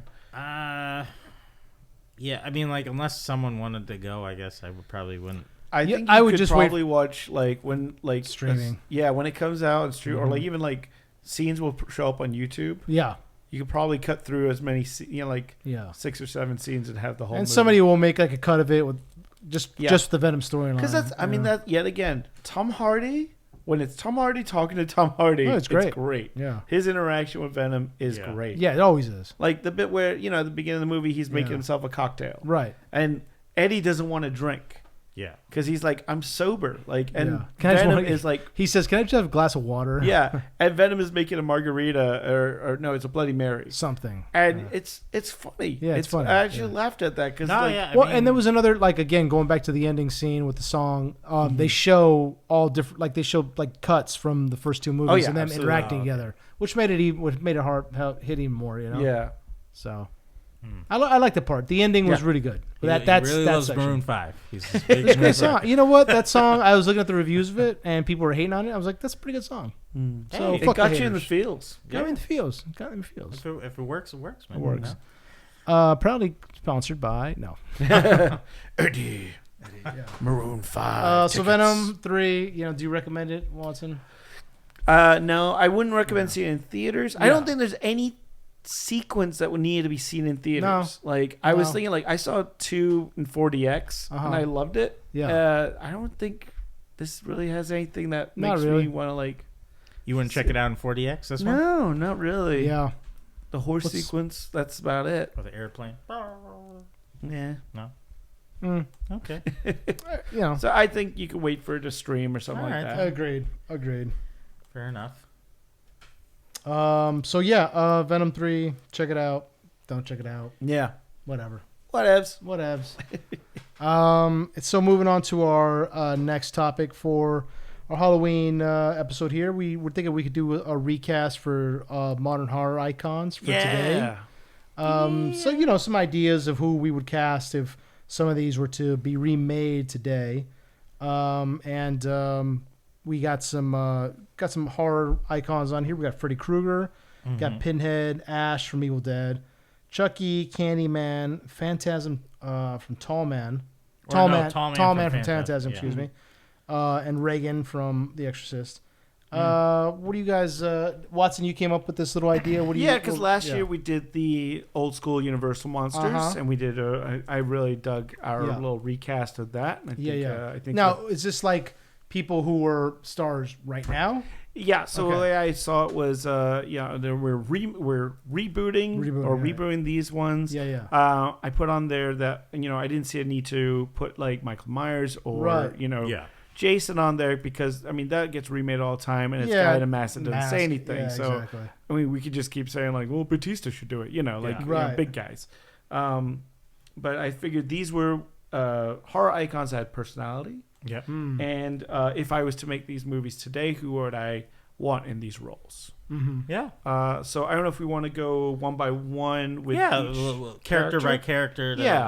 Sure. So I'm going to start with the king of the 80s horror movies, Freddy Krueger himself. Okay. One thing I've always loved Freddy Krueger. I'm a big Freddy Krueger fan because yes, he's a child murderer. We still kind of love him. Yeah. You know, he's got that wit about him. He's got that way about him that you're like, he's kind of mischievous. Yeah. While he's murdering teens. And I was trying to think of a good actor nowadays that has that duality, who could be, I saw the Jackie Earl Haley version. Was that 10 years ago when that came out? And he went straight for the I'm a child killer. Yeah. But didn't have that kind of mischievousness to him. You know? Well, I think it was also scary as shit. I think it was also the script didn't give him room to do that. And for the time, that was like they wanted to kind of get away from that kind of like camp version. Yeah. And they wanted to be like, no, this is a horror movie. He's joining. He's coming to your dreams. I think horror has changed since those days. You know. And so I do want that kind of like fun and yet a little personality. Yeah. And I thought the best actor for that, because I love this guy in Fallout, is Walton Goggins. I think he would be a really good Freddy Krueger. I think that's a good choice. Although it would just seem like he would be. I was trying to think of someone who can actually emote well through the makeup as well. But I've never seen him like get really aggressive like that. So I think of him as Shane from The Shield. Oh, okay. He could pull it off. So I had Predators. Predators. If we were going with an older actor, I had like two in mind, where it'd be Kevin Bacon. Oh yeah. Or Sam Rockwell, because they both can be playful yet you're getting scary. A-list, baby. But if I wanted to go like start with someone that's lesser known, but still people know him, and I think he does have the potential, because from Barry and from Gotham, Anthony Kerrigan. Oh wow, yeah. And he's the he's alopecia. NoHo Hank. NoHo Hank. Yes. I think he's got that. He's great in Gotham too. Yeah, people, Zaz. Know him for his comedy. But, so I think he could pull it. Like, so if I went with a younger actor, it would be Anthony Kerrigan. And he's gonna be Metamorpho in Superman. Oh yeah, there you go. Yeah, but it would be because Kevin Bacon, he can play menacing, but I just watched Tremors again today. Oh yeah, god damn it! I love him in Hollow Man. You know, he's great in Hollow Man. And then Sam Rockwell, he can play evil people do as anything. well. Yeah. So good list. Yeah. So Freddy for so I went with Adam Driver. Just because he's such an intense looking. Because originally the Freddy Krueger we saw in the first one from 84, 85. He was not or 82, I think. He wasn't as much of a wisecracker. Yeah, we didn't get that so much. We didn't get that until Freddy 3, The Dream Warriors. That's my personal favorite, right? Which is a great movie. Yeah. And then he went full camp after that. Calling everybody bitch and all this shit, and constantly talking shit. And, the power glove. Exactly. Yeah. Now they remade that to what Freddy Krueger, with the original intention of Wes Craven was in 2000. Was that 10? Yeah, the Jackie Earl Haley. Right, version, exactly. Which was supposed to be very serious menace. Was not supposed to be a wisecracker at all. Just a serial killer that just enjoyed the kills but didn't really emote that much. Yeah. And Adam Driver, I think, would be perfect because he's already kind of menacing. Just being Adam Driver, and a lot of the different characters he plays. I mean, kind of be like Kylo Ren, but without the I think he's got that statuesque physique as well. So it'd be like Kylo Ren except without the outbursts. You know what I mean? So when Kylo Ren was just like Sith, the first scenes with him where he's holding the plasma bolt in the air. Exactly. It was like, holy shit. Yeah. So that's what I want. So I think he'd be. I'd like to see. I like that. And Adam Driver's good in everything he's in. It doesn't matter what he's in. He's good in it. So I picked him for a different character. So. Okay, interesting. So that was the first one. Yeah. The next up I have is Pinhead. Pinhead. Yeah. Do you guys have a Pinhead? Yep. I do. Yeah. Now they remade Pinhead just a couple of years ago. Yeah. I actually really liked that movie. I thought it was really well done. It was scary as shit. But my Pinhead, I picked Mark Strong. Oh, I was thinking about him, but I didn't go there. I think he has the gravitas. I was thinking the voice as well. Like he does so great as Carmine Falcone on Penguin, and just menacing without really having to do a lot. And when I think of Pinhead, that's kind of what you need, is someone who, because Pinhead's not a reach out and I got you guy. Yeah, he's a distance. Yeah, and I think in your head. Right, exactly. He's already got the head for it. So Mark Strong's my Pinhead. I had this was a multiple choice for me as well. With Adam Driver, I had to Pinhead. Oh, okay. I thought him completely shaven head and just those ears would be, and he's got that deep voice that can really pleasure, pain. But also I was like, okay, but if I went even older than that, I would be Benedict Cumberbatch. Oh yeah, because he's even got a deeper voice than him. So, but I also went a different route, younger, because of a new actor from Alien Romulus. Yes, and David Johnson, who God played damn Andy. It, that's good. Oh, and I was like, he would be that's really good. A really good choice. He would be really damn good. It, that's because I was also looking up the ages of the actors when they first played them. Yeah, and I was like, David Johnson, he's close to the 30 whatever that David Bradley was. Nice. And I was like, oh, yeah, he could be because he could be sinister. Yeah, just shit be too. very I think he could deliver. That's on good. That is good choice. That is good. I went with guy we were just talking about, Tom Hardy. Because Oh. I think he's very, again, like Tom Hardy is able to switch from being like this kind of like goofy guy, like he was in Venom, to being a more serious person, like a lot of different movies he's been. Bronson. Bronson. I was just thinking Bronson. Yeah, Bane. So Bane. So I think I would love to see him. Head. Good shaped head. We know he looks like shaved. So going back to Bronson. So I'd like to see him in that Pinhead, like makeup, just like being very menacing too. That's a good choice. Yeah. Oh, I like all those. Next up, we've got Ash from the Evil Dead. A little bit more of a jolly character. Jolly, but a horror icon. Yeah, horror icon. Yeah. I in my head I was thinking he could play all three versions of the first three films. Like that an actor that could do all three, because they were kind of different Ashes each one. Absolutely. Sort of, so. Mine was definitely more Evil Dead 2, I think. But I picked Glenn Powell. Ooh, okay. shit, that's good. Twisters. I think he's got that bravado, that Ash has. Like, he's kind of like, after watching Hitman, I was like, oh, I like that he can kind of play this kind of nerdy guy, but then be that action hero that you want. Yeah. I had two. Dan Stevens. Oh, yeah. From. That's good. That's good. I'm trying to think of.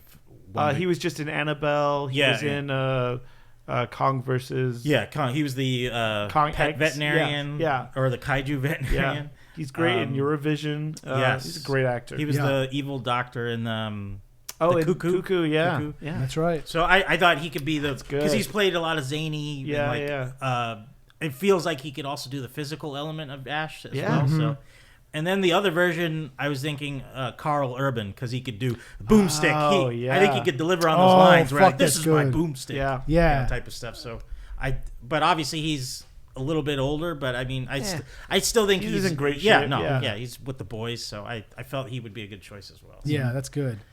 I went with Rob McElhenney from Always Sunny in Philadelphia. Oh yeah, because he's got the physicality. Yeah, he's also he's got the comedic background. He's got the comedic timing. And he still looks like he's like tough enough to like be able to handle like the stuff that with the Deadites. Mythic Quest. Yeah, so he's still able to handle like the Deadites and all the stuff that Ash has to run into. I'm loving this list, man. That would be great. After that, I've got I got Chucky. Chucky and Saw. This would be mostly a vocal performance. Right? Yeah. Well, you might see him as the killer in the beginning. True. Mine's really left field. Okay. Yeah. Right. But I really like the idea of Bill Burr as Chucky. That's an interesting choice. I mean, like a little scrappy dude. He'd be like, hey, I'm gonna fucking kill you. Yeah. I was like, do a Dumbledore. Yeah, and he's just got that anger. I was like thinking of like an angry comedian. True. And I just feel like that would be a good, like the remake that they did with Mark Hamill. Yeah, it missed the mark. Man, like just yet again suck the joy out of that character. Yeah. I had two for this one as well. Alan Tudyk. Oh yeah, because of how he played a villain on Dollhouse. And Doom Patrol. And Doom Patrol, yeah. Yes. And he does a lot of voice work, so he's able to just go crazy with it there. But my other choice is Glenn Howerton from another It's Always Sunny. He's good too. Yeah, yeah, no, and like just him being the very manipulative and evil guy that he is on that show. If you got Charlie Day somewhere on the list, that'd be funny. But yeah, I think Glenn Howerton would be a perfect choice. With him. And then, so that's... I went with 2 as well for Chucky. I went with Bill Hader. Ooh. Oh, yeah. Because, he's got that interesting voice, but he did a lot of different voices. Barry, Did a lot of different voices on SNL. Yep. Mm-hmm. So he knows how to shift it up. And also Charlie Day. That was the other one. Another Sunny alumni. I love it. Yeah. Part of me was debating. I was like, should I pick Danny DeVito? I was like, no, it's... I don't think that would work too well. Yeah. But... And then we got Candyman. Yeah. I was thinking I like Aldous Hodge for this. Which one is he? Is right now he's playing Alex Cross in the I think Amazon series. He was Hawkman in Black Adam.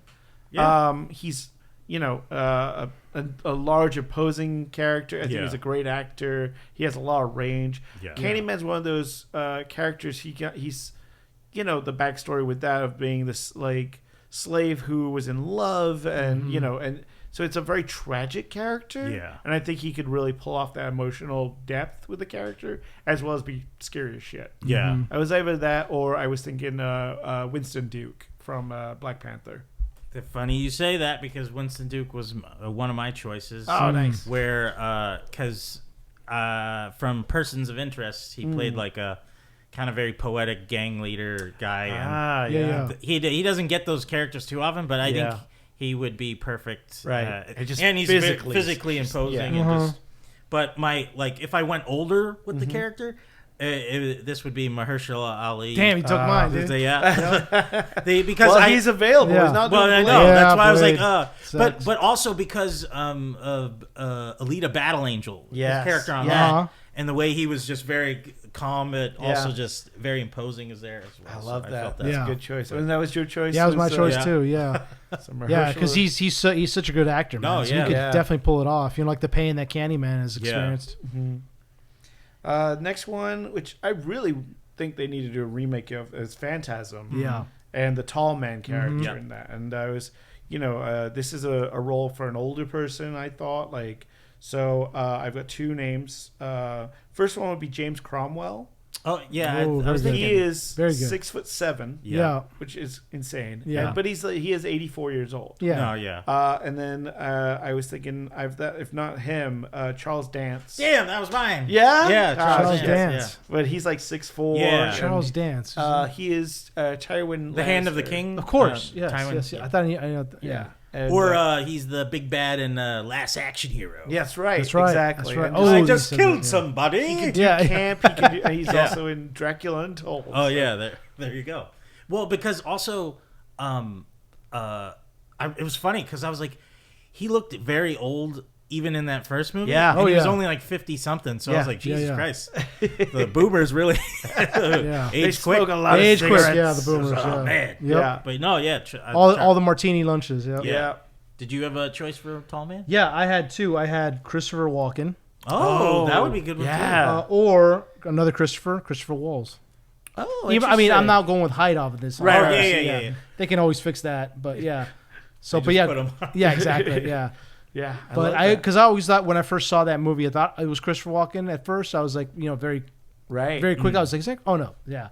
So yeah, I love Christopher Walken. He's good in everything. So. Yeah, if he gives like a similar performance from The Prophecy, I think it could work. I think he needs. I mean, he was good in Dune. He was good. Emperor. It was just it's not much of a role though. No, I mean, I think if he had more dialogue to work with, he could have been better.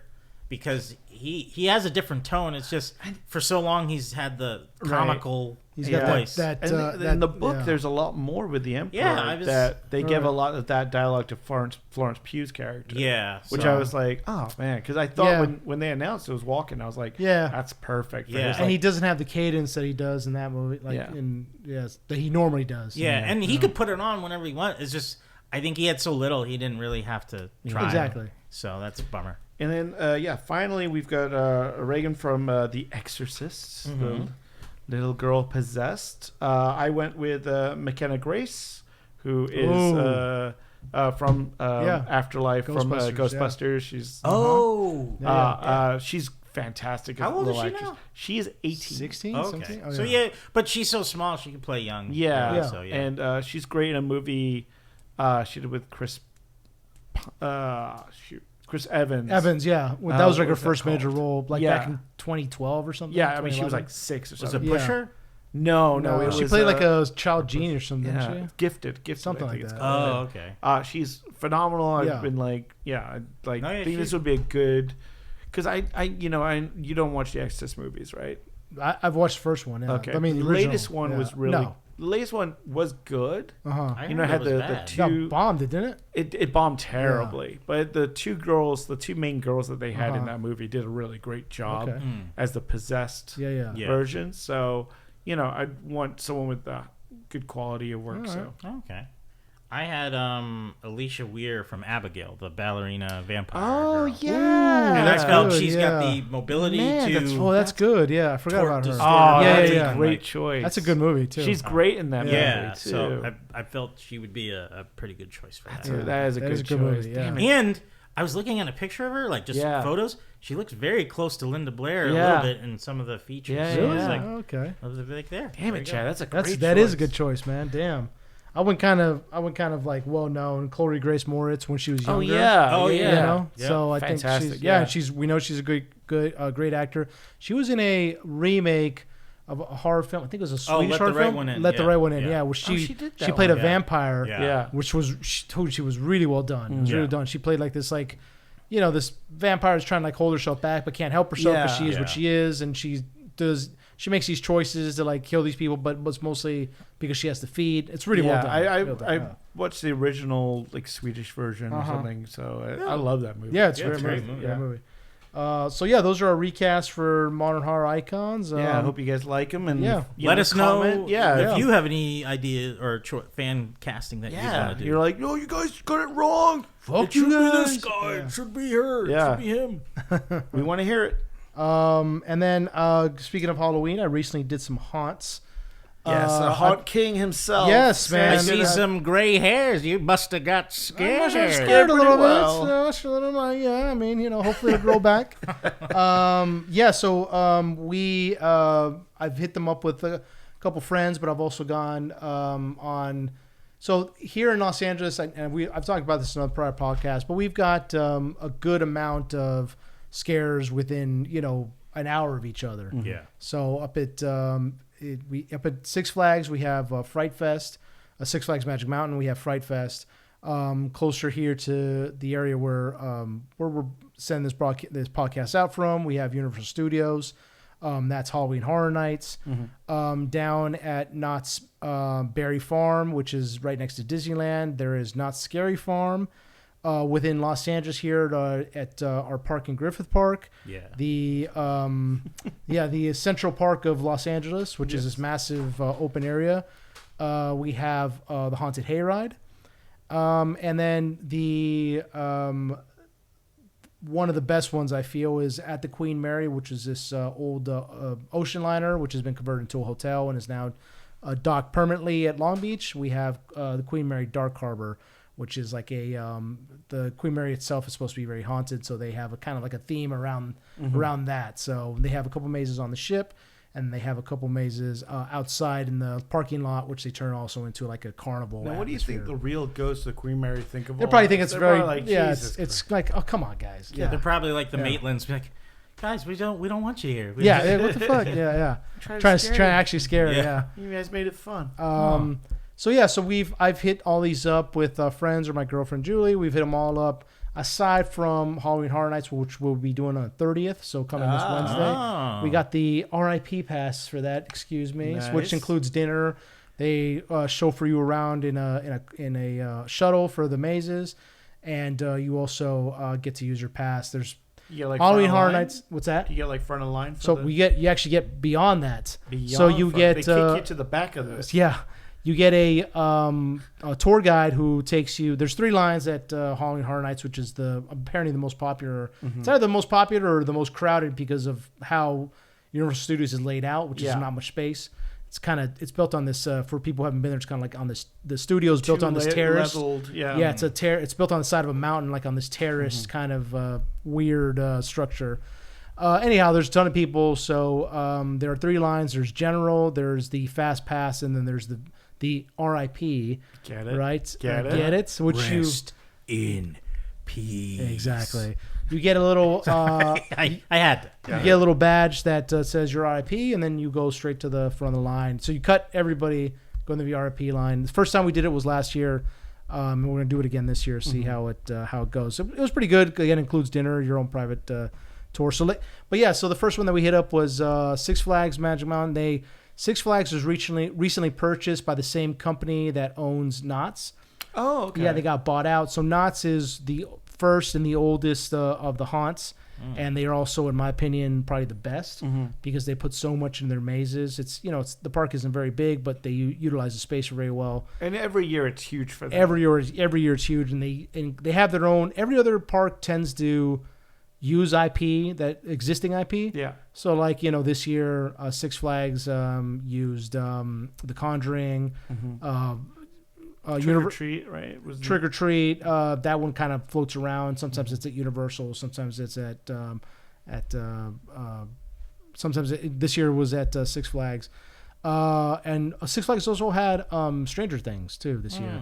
So the IP kind of floats around. Yeah. Again, it's been usually at Universal. Universal changes every year. Sometimes they got Jason. Mostly, sometimes they got Michael. Sometimes they got their own IP. All this other stuff. So, but Knott's tends to just have its own IP. It doesn't have like an existing IP. They'll have like Calico Ghost Town, the Curse of the Witch, or like generic stuff that they make up. But it's good because you don't know what to expect. Right. So they'll have like an alien invasion something. And you walk in there and it's stuff that they thought up of their own. It's nothing that you've seen in movies or TV shows. It's good, like versus like A Quiet Place or something exactly, like that. Yeah. Well, does the one in LA at the Griffith, do they have their own IP? So I'll get to that one. Oh, okay. Sorry. So, Knott's was bought out. Knott's bought out Six Flags. So this year they poured a lot of money into Six Flags's existing mazes. So they had, I think, 10 mazes, and they had like another, 8 mazes and like additional like 4 scare zones. Scare zones are like where you walk through and actors are jumping out. So it was pretty good this year. They had like The Conjuring, they had Saw, and they had those the year before, but they also have their own existing like kind of IP that they make up of their own. So this year was pretty well done. They poured a lot of money into it. So you saw an improvement from previous definitely years. an improvement because now what I think it's called Newberry is the company that owns Knott's, whatever. They are trying to compete directly with Universal Studios. So now they're trying to give them because Universal has been the dominant force here in Los Angeles proper. Knott's in the Queen Mary are outside of Los Angeles, and even Six Flags is kind of it's not really L.A. proper, the city. The only other two that are here in L.A. are the Haunted Hayride and Universal. So now they're trying to compete with them directly. It seems pouring a lot of money. I saw a marked improvement, and there were a lot more people that were like visiting the park. It's always been kind of tame. Six Flags. It's it's good, but it's not anywhere near the level of, say, Knott's, right? Or even to an extent, Universal. But I always enjoyed Six Flags a little more than I enjoy Universal, and I'll get to that. And I've talked about it in other podcasts, but it's pretty. We'll see how it goes this year. But so yeah, it was pretty decent. Queen Mary has been shut down since 2019. We had COVID, and then the ship started taking on some water. So they had to even shut down the hotel, the full-time hotel that's on there, do some repairs of the ship. This year is the first year it was back. Dark Harbor,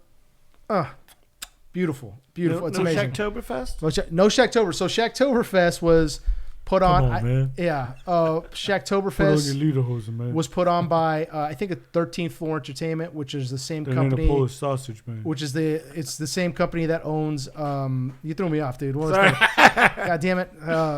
Shacktoberfest was put on by 13th Floor Entertainment, which is the same company that puts on the Haunted Hayride. Mm-hmm. So this year Shocktoberfest apparently was not. I didn't go to it, but it wasn't. It was done in the parking lot. It wasn't actually done on the Queen Mary. Dark Harbor is really good because there are a couple mazes on the ship itself. Nice. And so you kind of don't know what to expect because it is a ship. So you don't. A lot of these, even with knots, you can kind of tell where the scare actors are going to come from, Right? Because they usually have like a door with some like a lace over it, Right. And sometimes there'll be an employee just standing there making sure that the scare actors aren't fucked with or whatever. Right. And then see a flashing light. Here comes a scare actor. Right. You can't really do that too much on the ship because you're actually walking through like these like very narrow kind of claustrophobic corridors on the ship Metal itself. walkways. Yeah, exactly. Right, Metal so they walkways. would you say the characters can't go overboard with their? I say they can go overboard. Yeah, you should. It would have been better if you said you think they can go overboard, which they can.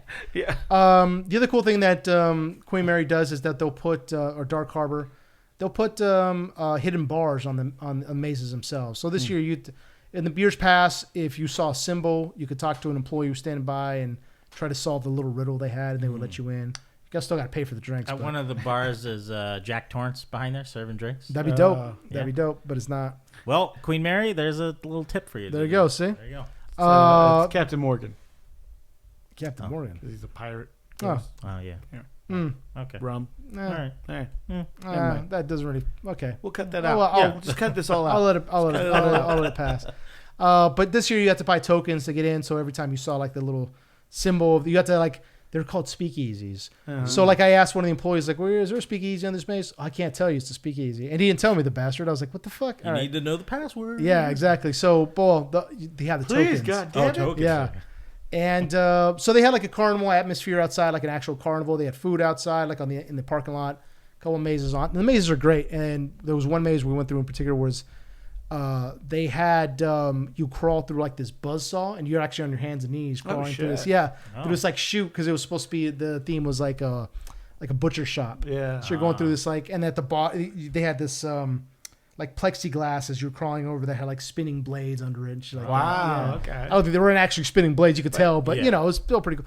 And then you come out and you have to kind of, as you're at your hands and knees, you got to kind of go to a crouching position to get out of it. It was fun. There's like, there's spinning blade sounds everywhere, and it was fun. So Nice. Queen Mary, I think, was always, Dark Harbor, I should say, is always one of the top ones. I think it's right there neck and neck with Knott's.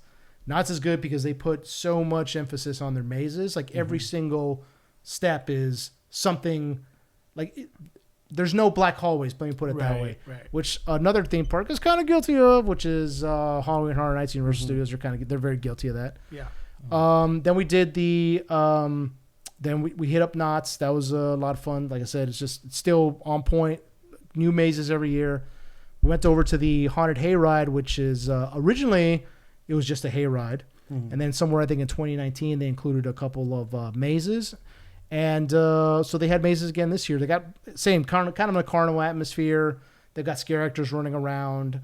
Their theme is Midnight Falls, which is supposed to be the town that has been kind of taken over by these ghouls. Okay. I like that. So they have a Midnight Falls radio show going on while you're walking around. They've got like, their mazes are themed to like a haunted house, another kind of like butcher shop kind of theme. So those were a lot of fun. And then of course there's a Haunted Hayride where they haven't really changed it too much over the years, but they added something last year which was pretty cool. You go in between these shipping containers that are stacked on top of each other, and there's like a bar that runs across the top of it where you pass under, and the scare actor is like harnessed in. He'll like float, or he'll like move around this ring over crazy. and he'll throw a head at you, but it kind of it's attached to a lanyard, so it comes back to him before it hits you. So yeah, it's pretty fun. So yeah, Haunted Hayride again on point. It's always a little fun event. Not very big. The mazes are good. My only two criticisms was Haunted Hayride and even to an extent Queen Mary. Queen Mary has Dark Harbor has a couple of mazes outside, and there was one maze that was very long. It was going through like this I guess kind of like the theme was like a wharf, like a shipping dock wharf. Yeah, because it's right on the water. Yeah. And there was a long, you had to walk for a while, and there was like barely any scare actors. And I was like, what the fuck is going on here? You know, it's like, okay, so you're just like walking, and there's like flashing lights and loud, noise and, scary things here and there. There's like a mannequin or some shit that's like fucked up or whatever. But there was like no scare actor. So I was like, okay, that's kind of weird. Just walk through, and then there's some scare actors, not too many. And then this year, the Haunted Hayride had a maze that was pretty long, in similar vein to the Dark Harbor one, and there was no scare actors, and we just kind of walking for a while, and it's just like every now and again run into one, but it's like, are they were on break? Yeah, people off or something. Yeah, they're trying to build anticipation. Probably, yeah. Wait, is the Hayride the one at the Griffith Park? Griffith, yeah. Okay, Uh-huh. yeah. So, but overall, but it's still very impressive because they build all this shit from scratch, Yeah. So, Dark Harbor does have some existing buildings that are, there. I guess they used to be like a shopping center kind of like area there, and then like some small buildings, and those all got shut down pretty back in the 90s, early 2000s. So they're kind of just rotting away. So they kind of incorporate that a little bit into the mazes, but it's very impressive what the Haunted Hayride does, because it's in a it's like picnic area. It's in Griffith Park in a picnic area, so there's nothing. There's just trees and grass, and they build this entire little town out of scratch with the Haunted Hayride. It's really well done. Nice. So, but yeah, well, I can't really report on Haunted Hayride. I mean, excuse me, Halloween Horror Nights yet, because we haven't gone. Yeah, last year was really well. It was real done, but again, it's just that is. They have good IP, and they have a lot of money, and I think it's probably one of the most popular ones because it's right in the it's in Los Angeles. Yeah. So everybody congregates to it. Yeah. Plenty of parking. It's the most well known.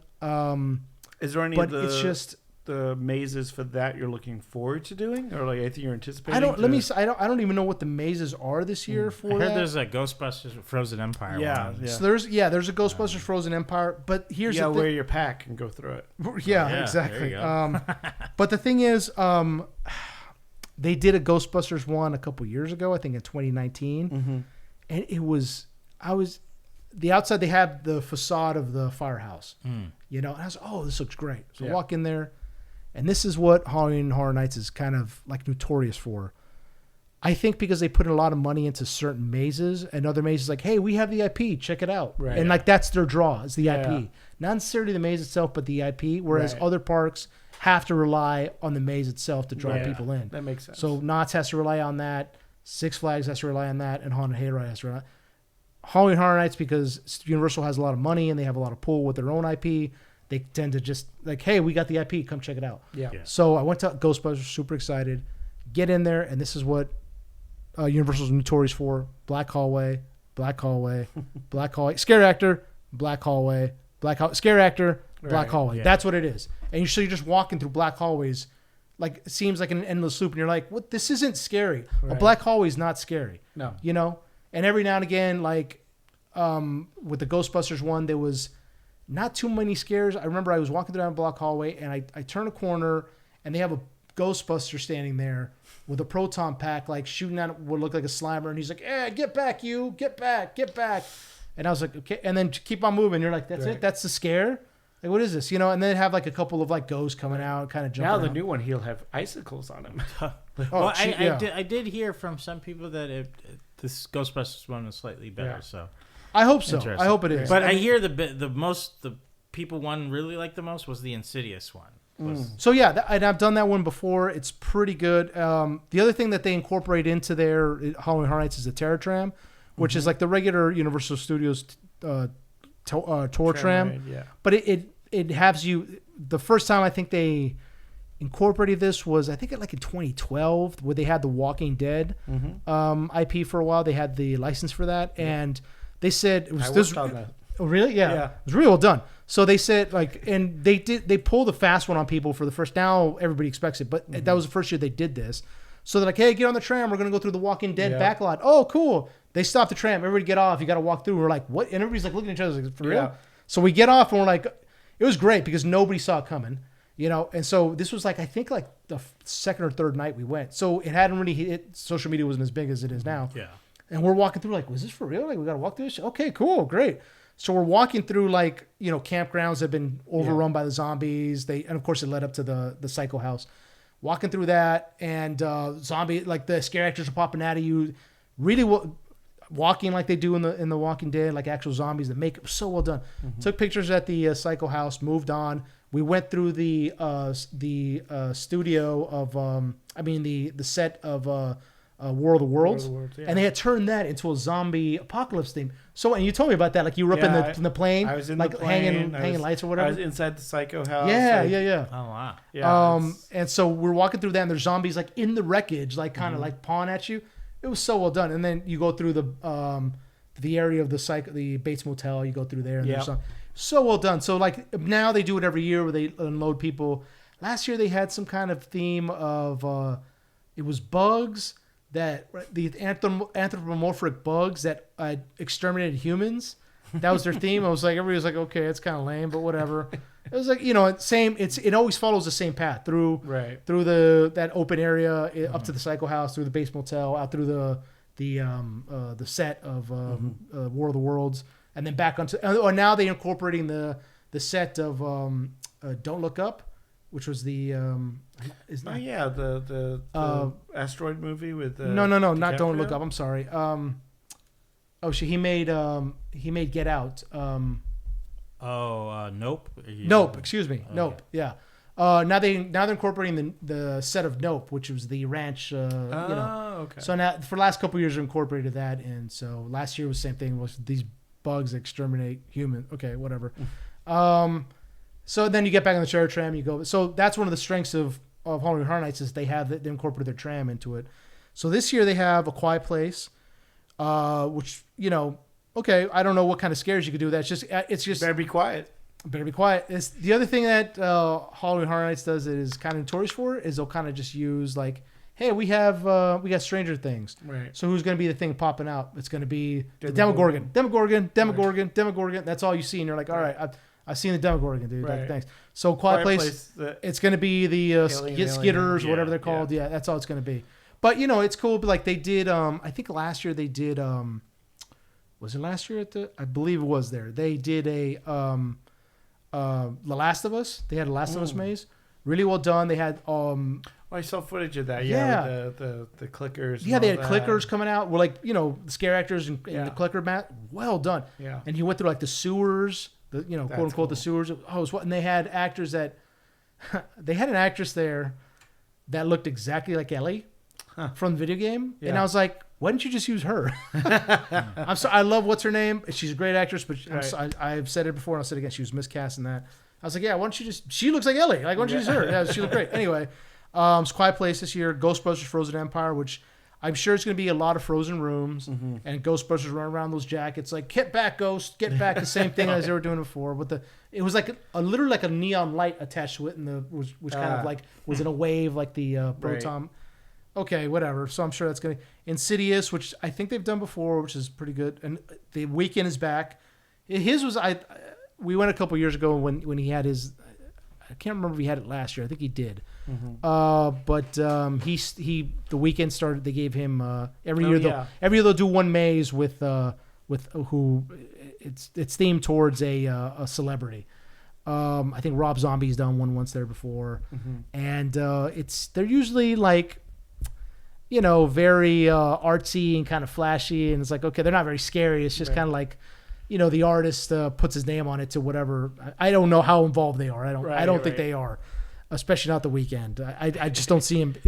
But it wasn't bad. I thought it was gonna be kind of whack, and it wasn't bad. They had some interesting things in there. It was like moving through a music video that kind of like gone wrong had been taken over, so it wasn't bad. You think that you'd want someone like Marilyn Manson or something like that? But I think he might have done one a year ago or not. Yeah, okay. But yeah, he there's not that many like horror themed or that kind of like artists anymore. I guess. One year was I'm waiting for the P Diddy one. Right? It's just just everyone gets squirted with baby oil. Everybody, the scare actors are covered in baby oil. Yeah, help me! Gotta get out.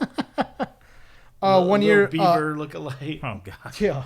Alice Cooper did one once here. Oh yeah. It was like, okay, it was like this 3D. You had to wear like these 3D glasses. I think I worked on that one. It was weird. It was weird. It wasn't even. It was kind of like it hurt my eyes more than anything else. I'm like, get me out of here, man. I worked with the guy who was the line designer. Yeah. So I mean, again, who knows how involved the celebrities are, but whatever. Yeah. Texas Chainsaw Massacre, which they've done year after year. It's pretty good. Texas Chainsaw Massacre is pretty interesting because you go through one and it smells like really bad. It's kind of hot in there. And then last year they brought back La Llorona, which is really good. Really, really well done. They had the Exorcist we were just talking about. They have you go into a room, which is like supposed to be like a kind of like a farmhouse, like a barn, I should say. And like it smelled like literal feces in there, like smelled like shit, like actual shit. And it was hot. I was like, oh my god, get me out of here, dude. Well done. Like they're really good. They're good with smells. Yeah, which is what a lot of other mazes don't really do. Yeah. Like you would think that I think they're the only ones that really concentrate on smells a lot, which is fine. And then they also had another one which was Lon Chaney back in the day came out as it's a lost film now, but he played kind of like the serial killer in like 1880s London, and they kind of did one with like him and Dr. Jekyll and Mr. Hyde. It was kind of like old, like fashioned, themed. The Murder Midnight? Midnight, London and Midnight. Yeah. Something like that. And they did that, and it was very disappointing because I was looking forward to it. Black Hallways. Dr. Jekyll, Mr. Hyde, Black Hallway. Dr. Jekyll, it's kind of like that. I was like, all right, whatever. Yeah. And you're supposed to be going to the catacombs of Paris, and it just wasn't well done. Yeah, I mean, I know that past few years they had their budget slashed a lot because they were building up Hogwarts, and then it was the Mario stuff. Yeah. So I'm hoping now that that's all done, that they start building Halloween stuff. I hope so, because they also have they're bringing back the Universal Monsters. Like this maze is called Eternal Bloodlines. They always have a Universal Monsters maze. Scare zone or something. Yeah, they have a scare zone, but sometimes you have a maze. Usually it's classic monsters, and that one's it's more fun than anything. I remember one year you went in there and it's it's the old castles and the dungeon theme and all this shit. But you go into this room and all the monsters are it's like a nightclub and all the monsters like jamming out and shit. It was fun. It was really good. Are they doing the mash? The Monster Mash? The Monster Mash. I heard it was a graveyard smash. Something like that. Yeah. I mean, the song is about the actual song. Right. So we're not even hearing the Monster Mash. That's true. And then, so they're doing that one. They're also doing Monstros 2, The Nightmares of Latin America. Last year, this was one. I remember the presentation last year. Right. So they're doing a lot of different witches myths, and stuff like that. Yeah, a lot of different myths and like boogeymen of Latin America. Some which I've never heard of because they weren't from Mexico. I've only heard ones from. So like characters from Peru. Yeah, Peru and Venezuela, I think, something like that. So maybe Panama. So they did that last year. It was real done. It was pretty well done. They had like large like bird creature and one that's like these this huge animatronic thing. Really well done. Like I love it when they do the big cage. Yeah, man. When they go all out with the animatronic, it's and again they, I mean, sometimes I'm disappointed in Universal Studios, Hollywood, Horror Nights, but the animatronics when they go all out, they go all out, and this is stuff they make themselves, like in house. So it's really well done. Well, I think stuff like that too. They really let their imagination go wild. Exactly. Versus like an IP thing, like Quiet Place, you have to deal with so many producers. Like you can't go too far out of. Exactly. I remember I worked on when they did the Alien vs Predator one. Yeah, you told us about this. Yeah. And it was awesome. They had the full Predator suits. They had a giant Queen Alien in there, which was a puppet. Yeah. And like they were told like right after, because it was Fox owned it at the time. Yeah. They had these full Predator suits that were made from the casts from the movie, and after they were done with the maze, they had to be destroyed. And the alien suits as well. How sad, dude. Completely destroyed. How sad. Because they were like, we don't own the rights to this. Right. Like, this is, we're just borrowing the IP. Yeah. Man, I would. Yeah, and you're right, because I would have taken one of those Predator suits. And I think that's why I think it seems like Universal is kind of trying to move away from IP because of that reason. Like, let's do our own thing and let's make our own IP. Yeah. And then we can do whatever we want with it. Because like Stranger Things, that's tightly controlled. Oh yeah, that's all. Netflix, and it's all about like again, all studios are all about like image. Like we don't want to like have the Demogorgon like committing like some terrible thing on somebody in the maze or that we didn't don't approve. want him to look dumb, so don't have him do a dance or anything. Right, exactly. But like at least they've got a good partnership with Blumhouse. Like Universal and Blumhouse kind of go hand in hand. So they can use that stuff. Yeah, they had a maze 3 years ago for the Black Phone. Mm-hmm. Not very good. All black hallways. And then one room where a Black Phone.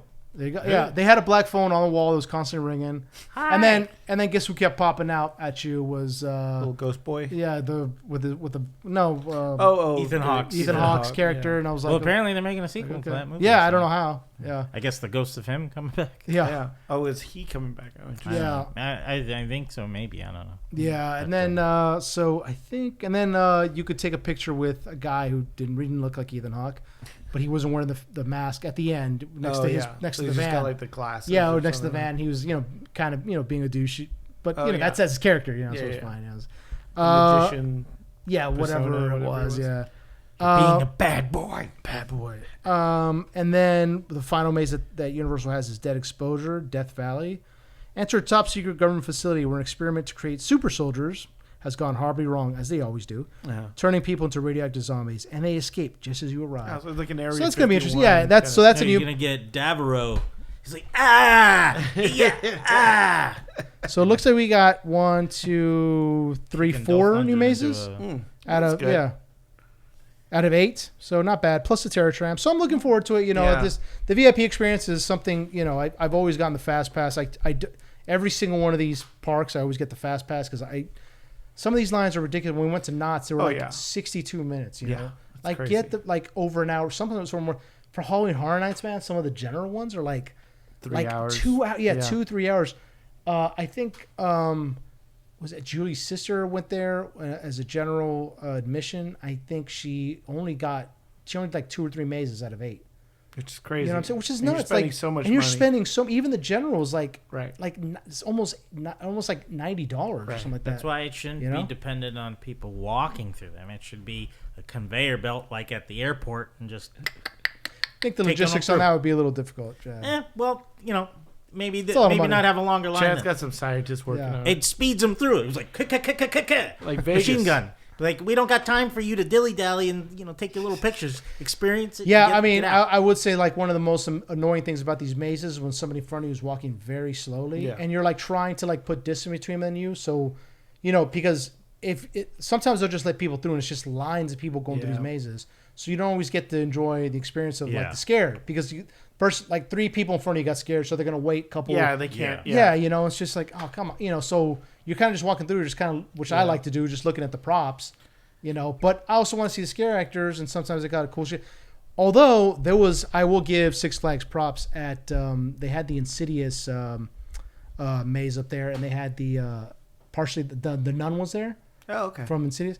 So we're going down this hallway. We went with Tiffany and Dan, our friends, Tiffany and Dan, and we're going down this hallway, and we see a portrait of the nun, right? Kind of looking all scary, and then we see these hands, like human hands, come up, and they're painted gray, like the nun's hands are, and she was moving her hands up and down the picture. And we're like, oh, that's new, that's pretty cool. So as we're getting closer, the picture comes off, and the scare actor runs at you. Terrifying, dude. We'd never seen anything like that. It was pretty well done. Maybe I was like, I don't really jump through these things because I got such a smile because I love it, So I was like, oh, that's awesome, But this one actually made me jump, like, whoa, shit! Wasn't expecting that. So, Hayride last year got me. They did a kind of. I wish they kept the effect this year, but they didn't. Last year we went through and there was long hallway. And there was a row of lights that were flashing off and on. And you could see someone at the very end kind of crouching. And so, but you would only see a speck of them because the lights are coming off and on. And all of a sudden you see the person running at you. And that I was like, oh shit. That actually got me. I was like, I was telling the scare actor, I was like, that was so good. And it was later in the season that we went. I think it was the last thing we did. So I was like, you're the only one who got me this year. That's great. I love it. So. Never again. Never. So yeah, those are the ones I've gone. I'll let you guys next time we get together. I'll talk about Halloween Horror Nights. And the RIP pass is expensive, but I think it is worth it. Especially if you're only gonna do one haunt, I would definitely say do Dark Harbor or Knott's. But if you don't want to go that far, if you want to go all the way to Buena Park for Knott's or Long Beach for The Queen Mary, if you want to just stay local, do Halloween Horror Nights. If you're going to go all out for something, just do that. Just do the RIP. They feed you dinner. You have your own guests. You have your own escort that goes through the mazes with you, gets you to the front line. Mm-hmm. They shuttle you around. You get water on the shuttle, and then at the end, the area where you had dinner is open all night, only for RIP guests. And they leave all the snacks and the food out, so you can get as much as you want till it's gone. Nice. And there's also a little bar there just for RIP. So you have to pay for it, but it's a bar with a little lounge area. So you can just, that's what we did last year. You know, like our feet were hurting after walking around because we went through again. And and then you can go through as many mazes as many times as you want. We came back, sat in the lounge area, had a drink, and just kind of, chilled out, where the rest of the park is a madhouse. So. Yeah. So yeah. That does sound worth it. Yeah, exactly. So if you're going to stay in the area, just do one all season, save up, do the RIP.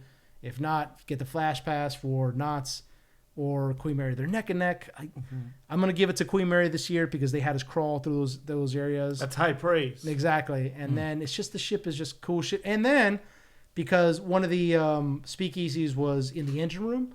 So again, it's only people who have these tokens that can go down there. Yeah. Went down to the engine room. There was a little bar set up down there. And then they let you walk through the engine room itself. Oh, wow. So usually it's all white lights down there. It's very well lit. But they had turned all the white lights into red lights. So it was all red. So we're walking through. Julie and I were walking through. We went around the engine room, and we get to watertight door number 13, which in real life in the 30s, one of the maintenance workers was crushed there. As the door was closing, he got caught in the door, and it's this huge, a massive metal door crushed him, pinned him in there, and killed him.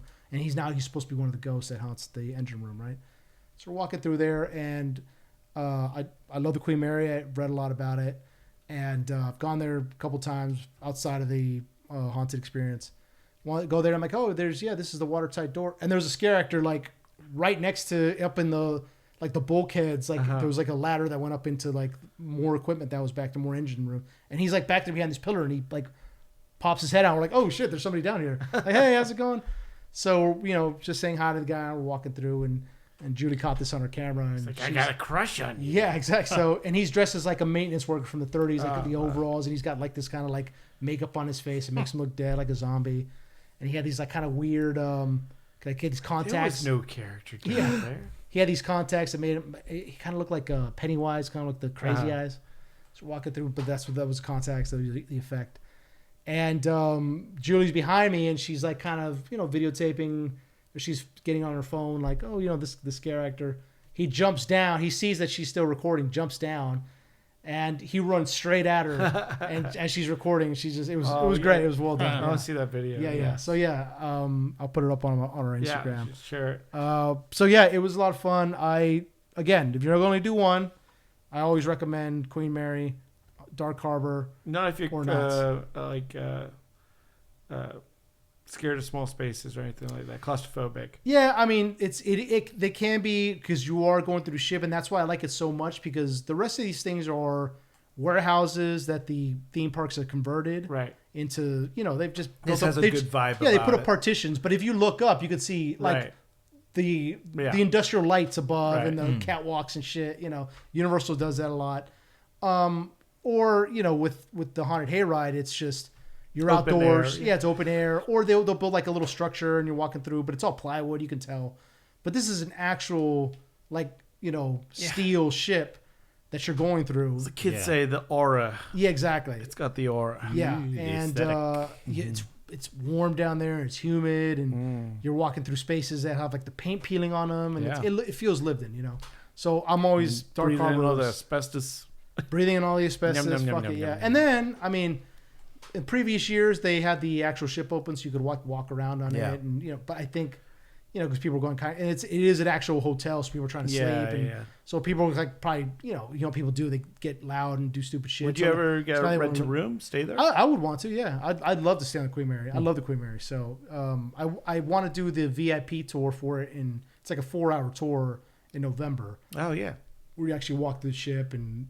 Going parts that you're not. See now, and then you do an interview for LA X-Files, right? And write it off. That's what I want to do. And then earlier in the year, this wasn't part of our scare tour, but Julie got me, and she surprised me with the the Queen Mary Ghost Project, the Great Ghost Project, excuse me.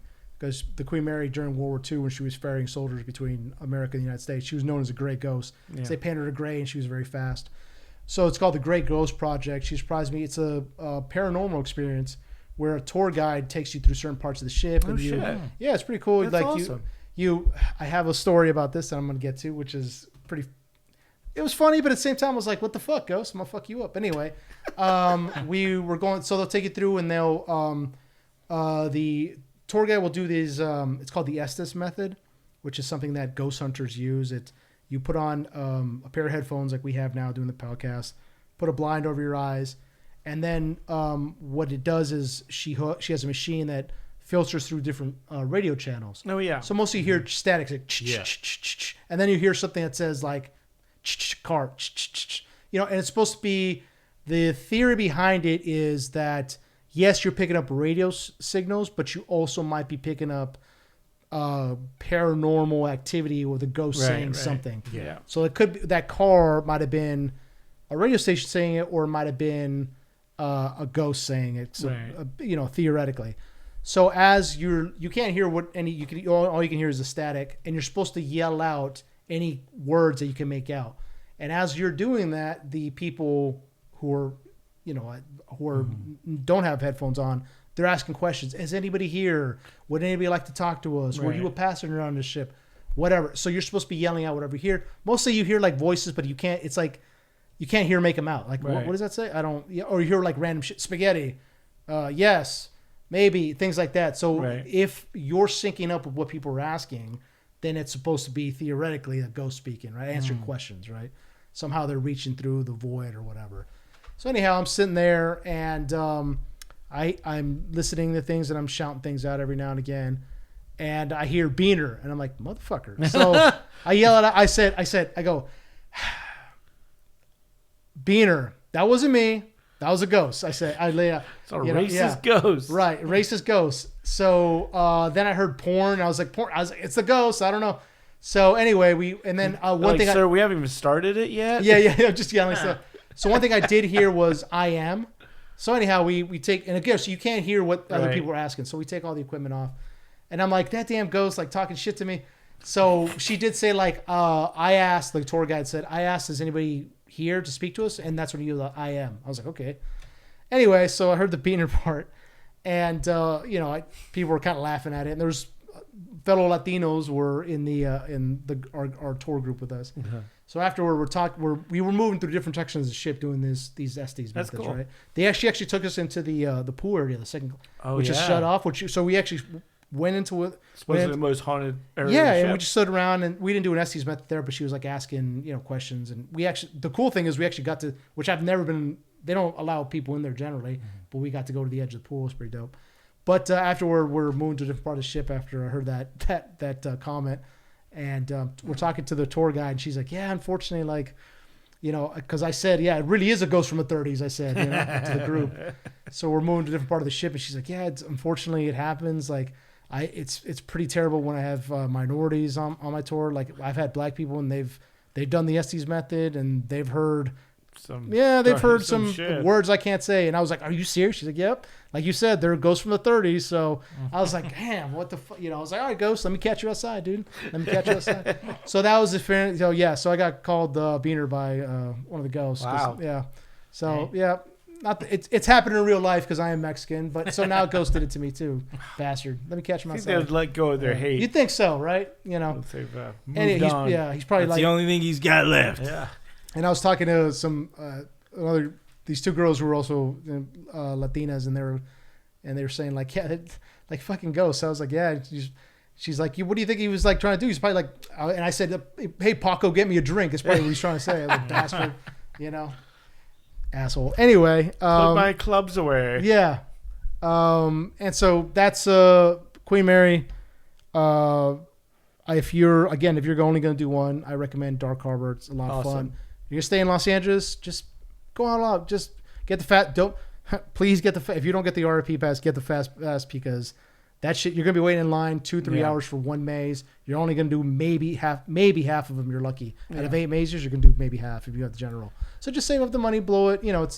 It is pricey. I think it's like it might be like $540. I think for RIP pass, but you get a lot in return, so it's not so bad. So well, it sounds like too that Six Flags are going to probably get better and better with each growing year with their now partnership with Knott's Berry. Yeah, exactly. Yeah, maybe so, they'll get their seventh flag. You know. Yeah, there you go. Finally. exactly. Finally. Upgrade. Yeah. So those are my Halloween experiences. Well, you haven't. Are you going to visit the Big D as well? You know, Big D. You know Disney. No, that's not. No, That's I more don't for consider. kids. I don't consider that The haunted. Oogie Boogie Nights. The Oogie Boogie Bash Big or whatever it's Bish, called. okay. Yeah. Well, Also, they also should do. don't like what they do to the haunted Haunted mansion. I don't like that. What they do. I hate Nightmare that. for Is it Nightmare Before like? Christmas, yeah. Do they Come do maze or scare? Disney? No, they don't do anything. They don't do No. anything. They have like the Mickey pumpkins everywhere. Oh, Yeah, okay. it's yeah. very chill. Yeah, it's very But, chill. I mean, you got a shit ton of Back candy. east, it's called the Not So Spooky. Get the fuck Yeah, out of no, here. it's, Get the fuck outta here. If anything, they should like hold one separate night from Halloween where it's for adults, and then they have like decayed version That'd be costumes dope. I would of love to Mickey see and, that. and, Judge like, Doom. I would pay Judge- for that. I'd pay, Well, yeah. and they did an actual maze. I'd pay for Yeah, that. you know, just have them go ho ho. Yeah. But no, it's it's very Oogie Boogie tame. Bash. It's It's very very tame. No, I would imagine it is. yeah. Yeah, and apparently you can trick or treat. You get Yeah, candy. I've done it with the kid, and he Really? loved it. I mean, Yeah, like, it's for kids. it yeah. is very Yeah. much for kids. Yeah. It's very much. Yeah. just, No, by the way, none of these mazes are for kids. All these experiences I've been talking about are not for kids. right. They're very Uh, intense. Yeah. we also do at the LA Zoo. They do the Boo Bash, Oh, that's right. Yeah. which How's that? Boo in the Zoo, which is Yeah. actually a lot of fun as Really? well. They have some nice mazes, they're little mazes, and Yeah, candy yeah. stuff and stuff like that. But Oh, that's cool. that's a fun one to take a kid to. Yeah. Yeah. Cool. Oh, and you said you've been in the Psycho House, right? Oh yeah. What's in there? Well, I mean, it's empty. Yeah. There's It's just a nothing- frame, it's right? Just Shell, it's hollow just a shell. I thought I pretty saw it much. on Maxine. Was it Maxine? Yeah. Yeah. They filmed the part of it when she's inside, right? Yeah. Well, you only see it from the outside, but she She goes into it though. she does, but it's It like is, empty yeah. in there. It's yeah, empty. It's just Yeah. empty. That's Yeah. it. There's nothing in Yeah. there. Nothing afraid They don't store anything in there. No, it's literally Is there just, a stairwell to the upstairs where you see there's the a little mom? stairwell with Yeah. the upstairs with the mom is there. Yeah. Okay. Did you go up there? I did. Yeah. What's it? Is it just like It's just like a mannequin? landing. Yeah, there's nothing really there, but we had to set up some lights. Oh, okay. there. Well, I mean, but what's the mom? Is it a mannequin or something? Yeah. It's Oh, like a okay, little cool. skeleton. Oh, all right. And then the hotel is pretty cool. Like the because Yeah, they yeah. they show like this is the very first toilet that was ever on film. Really? Yeah, there was never a shot of a toilet. Is the toilet still there? Yeah. Oh, cool. But the toilet that's in Wait, Psycho the, is the the very bathroom first. scene, the bathroom where they filmed the stabbing is there? Yeah. No shit. Yeah. Oh, I always thought that was done on a studio. or No, something. that was there. So, Really? Yeah. Is But- it like commemorated, or do they preserve it, or is it all fucked up? I mean, it's all preserved pretty Yeah, well. okay, But that's yeah, it's not like well, yeah, there's no because plaque or the scare actors, because they come do in and use out. It, they Yeah. do use it for other things. As right, well, right, like and the for scare actors filming. come in and out of there. Yeah. Like, 'cause so every now and again you'll catch the door open, and there's like bags and water Right. bottles They have in there like and shit. the Yeah. psycho character, right? Yeah, and Like, the psycho characters there during the tram. Yeah. Yeah. So there is actual stuff in there. Yeah. I yeah, mean, yeah. okay, It's cool. like it looks like a little motel. I mean, do the insides look like or it's just a room? No, yeah, they got like the whole like little beds and stuff. Really? Like, yeah. No shit. Because they film stuff there. Yeah, yeah. When it's not just a tour, Right. they do use it for. Did they film the Bates show there? I think they did. I think got. so. I have a feeling I they think did. it was. Yeah. For the Bates Motel. That's sick, dude. I didn't Yeah, know that. Yeah. it was Okay. fun. Cool. Now, is it working bathrooms in there? No. Okay. You can't take a shit there now. Yeah, I was about to say. Wow. Yeah. The what do you call it? I would hope, the people moving away from IP, Yeah. I got ideas you guys could use, where it's just like a guy sitting on a park reading newspaper, and then a bunch of zombies come over and rip his guts out. And then that's like a certain time. Like, you got to be there. Oh, be there around 9 o'clock, something. For the like, gut go show? down. Because That's not an IP though. That's no, just yeah, an I'm idea. saying it moving away from IP. no, but that's not. I'm I'm That's saying like not. no, IP. but you need to do a whole maze based off of that. No, it does. It have to be different events. It's almost like Scare a medieval zone kind of- times. Oh, okay. It's a scare zone. Like Okay. they should do scare zones. Scare instead zone. of- Well, yeah, it's a scare because zone. the people who can't get into a maze, let's give them a little scare Yeah, yeah, outside. That more entertainment. Okay. It's about entertainment, folks. All right. Have a guy. One of your RIP tour guides gets squibs. Gets popped, and The other thing I really liked Stabbed. about, speaking of which, the other thing I really liked about Knott's is and Haunted Hayride, the scare actors actually take pictures of you.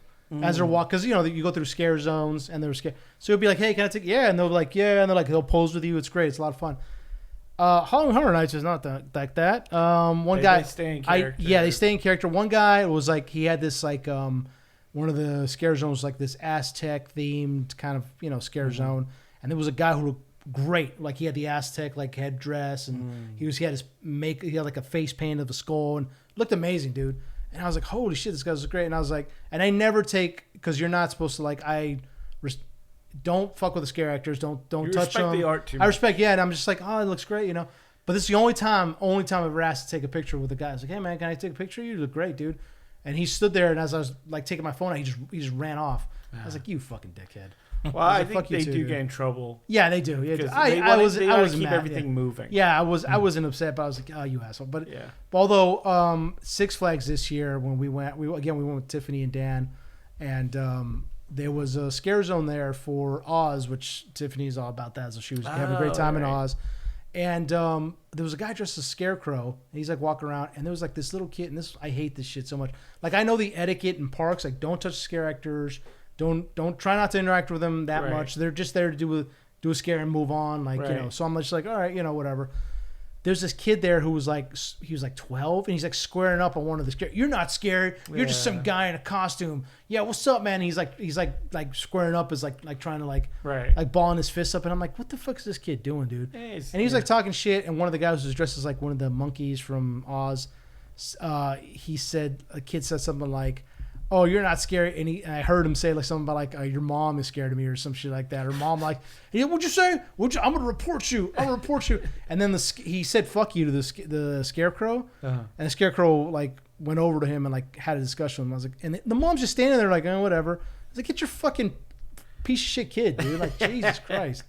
What you didn't know is the kid was a scary character. He was the scariest thing from having children. He was the scariest thing in the park. Was it a horror version of Oz or something? Yeah, it was like a horror version of it. It was just like the monkeys were like more, and they Six Flags is very interactive with you too. They'll take pictures of you and they're interacting with our group. So yeah, it was a lot of fun. Okay. Cool. So those are my scares experiences, my Halloween experiences for all the different mazes. I mean, all the different parks we have here.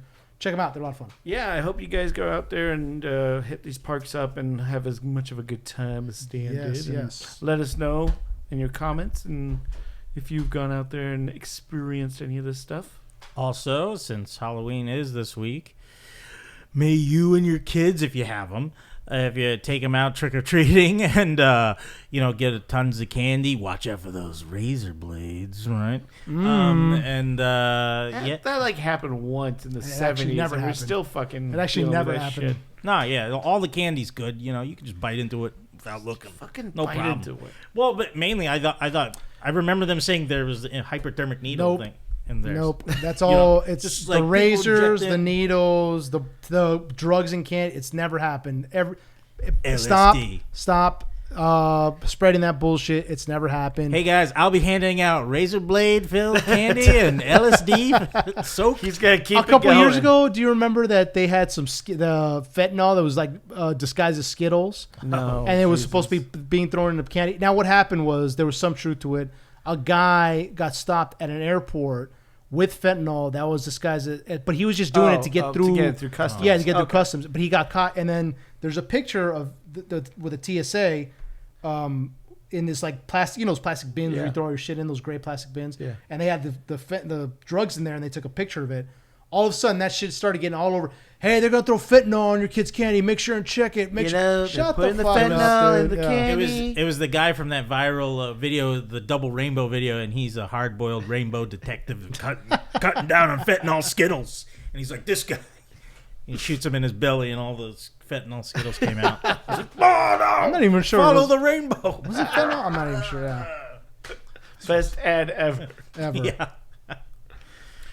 So yeah, there's your kids' candy safe. Relax, everybody, chill the fuck out. Okay. Yeah. You're making gummy razor blades. Literally never happened. Relax. So, Chad, you want to take us out? All right. Thank you guys for listening to another episode of Enter the Nerdom. If you aren't already, like, subscribe, comment, and all the jazz that one would do on the interwebs. Go out there, rate and review us on the Yes, Apple podcast catcher of your choice or Spotify. We're on there. Please rate and review. It helps us get our name and get us in the algorithms. Yes. And as we enter the Nerdom, we're gonna exit the Doing a spooky voice. spooky voice. As we enter the Nerdom. Oh no! Wait, hold on. As we enter the Nerdom, we exit the Hallows Eve. I don't know. I didn't know. That was great. Thank you. That was great. Thank you. That should be your regular voice. Just talking like this all the time. Oh my God! Wolfman Jack over here. I've gone from 6 to 12. Werewolves of London. Spooky, scary. Happy Halloween! Happy Halloween, Halloween, guys!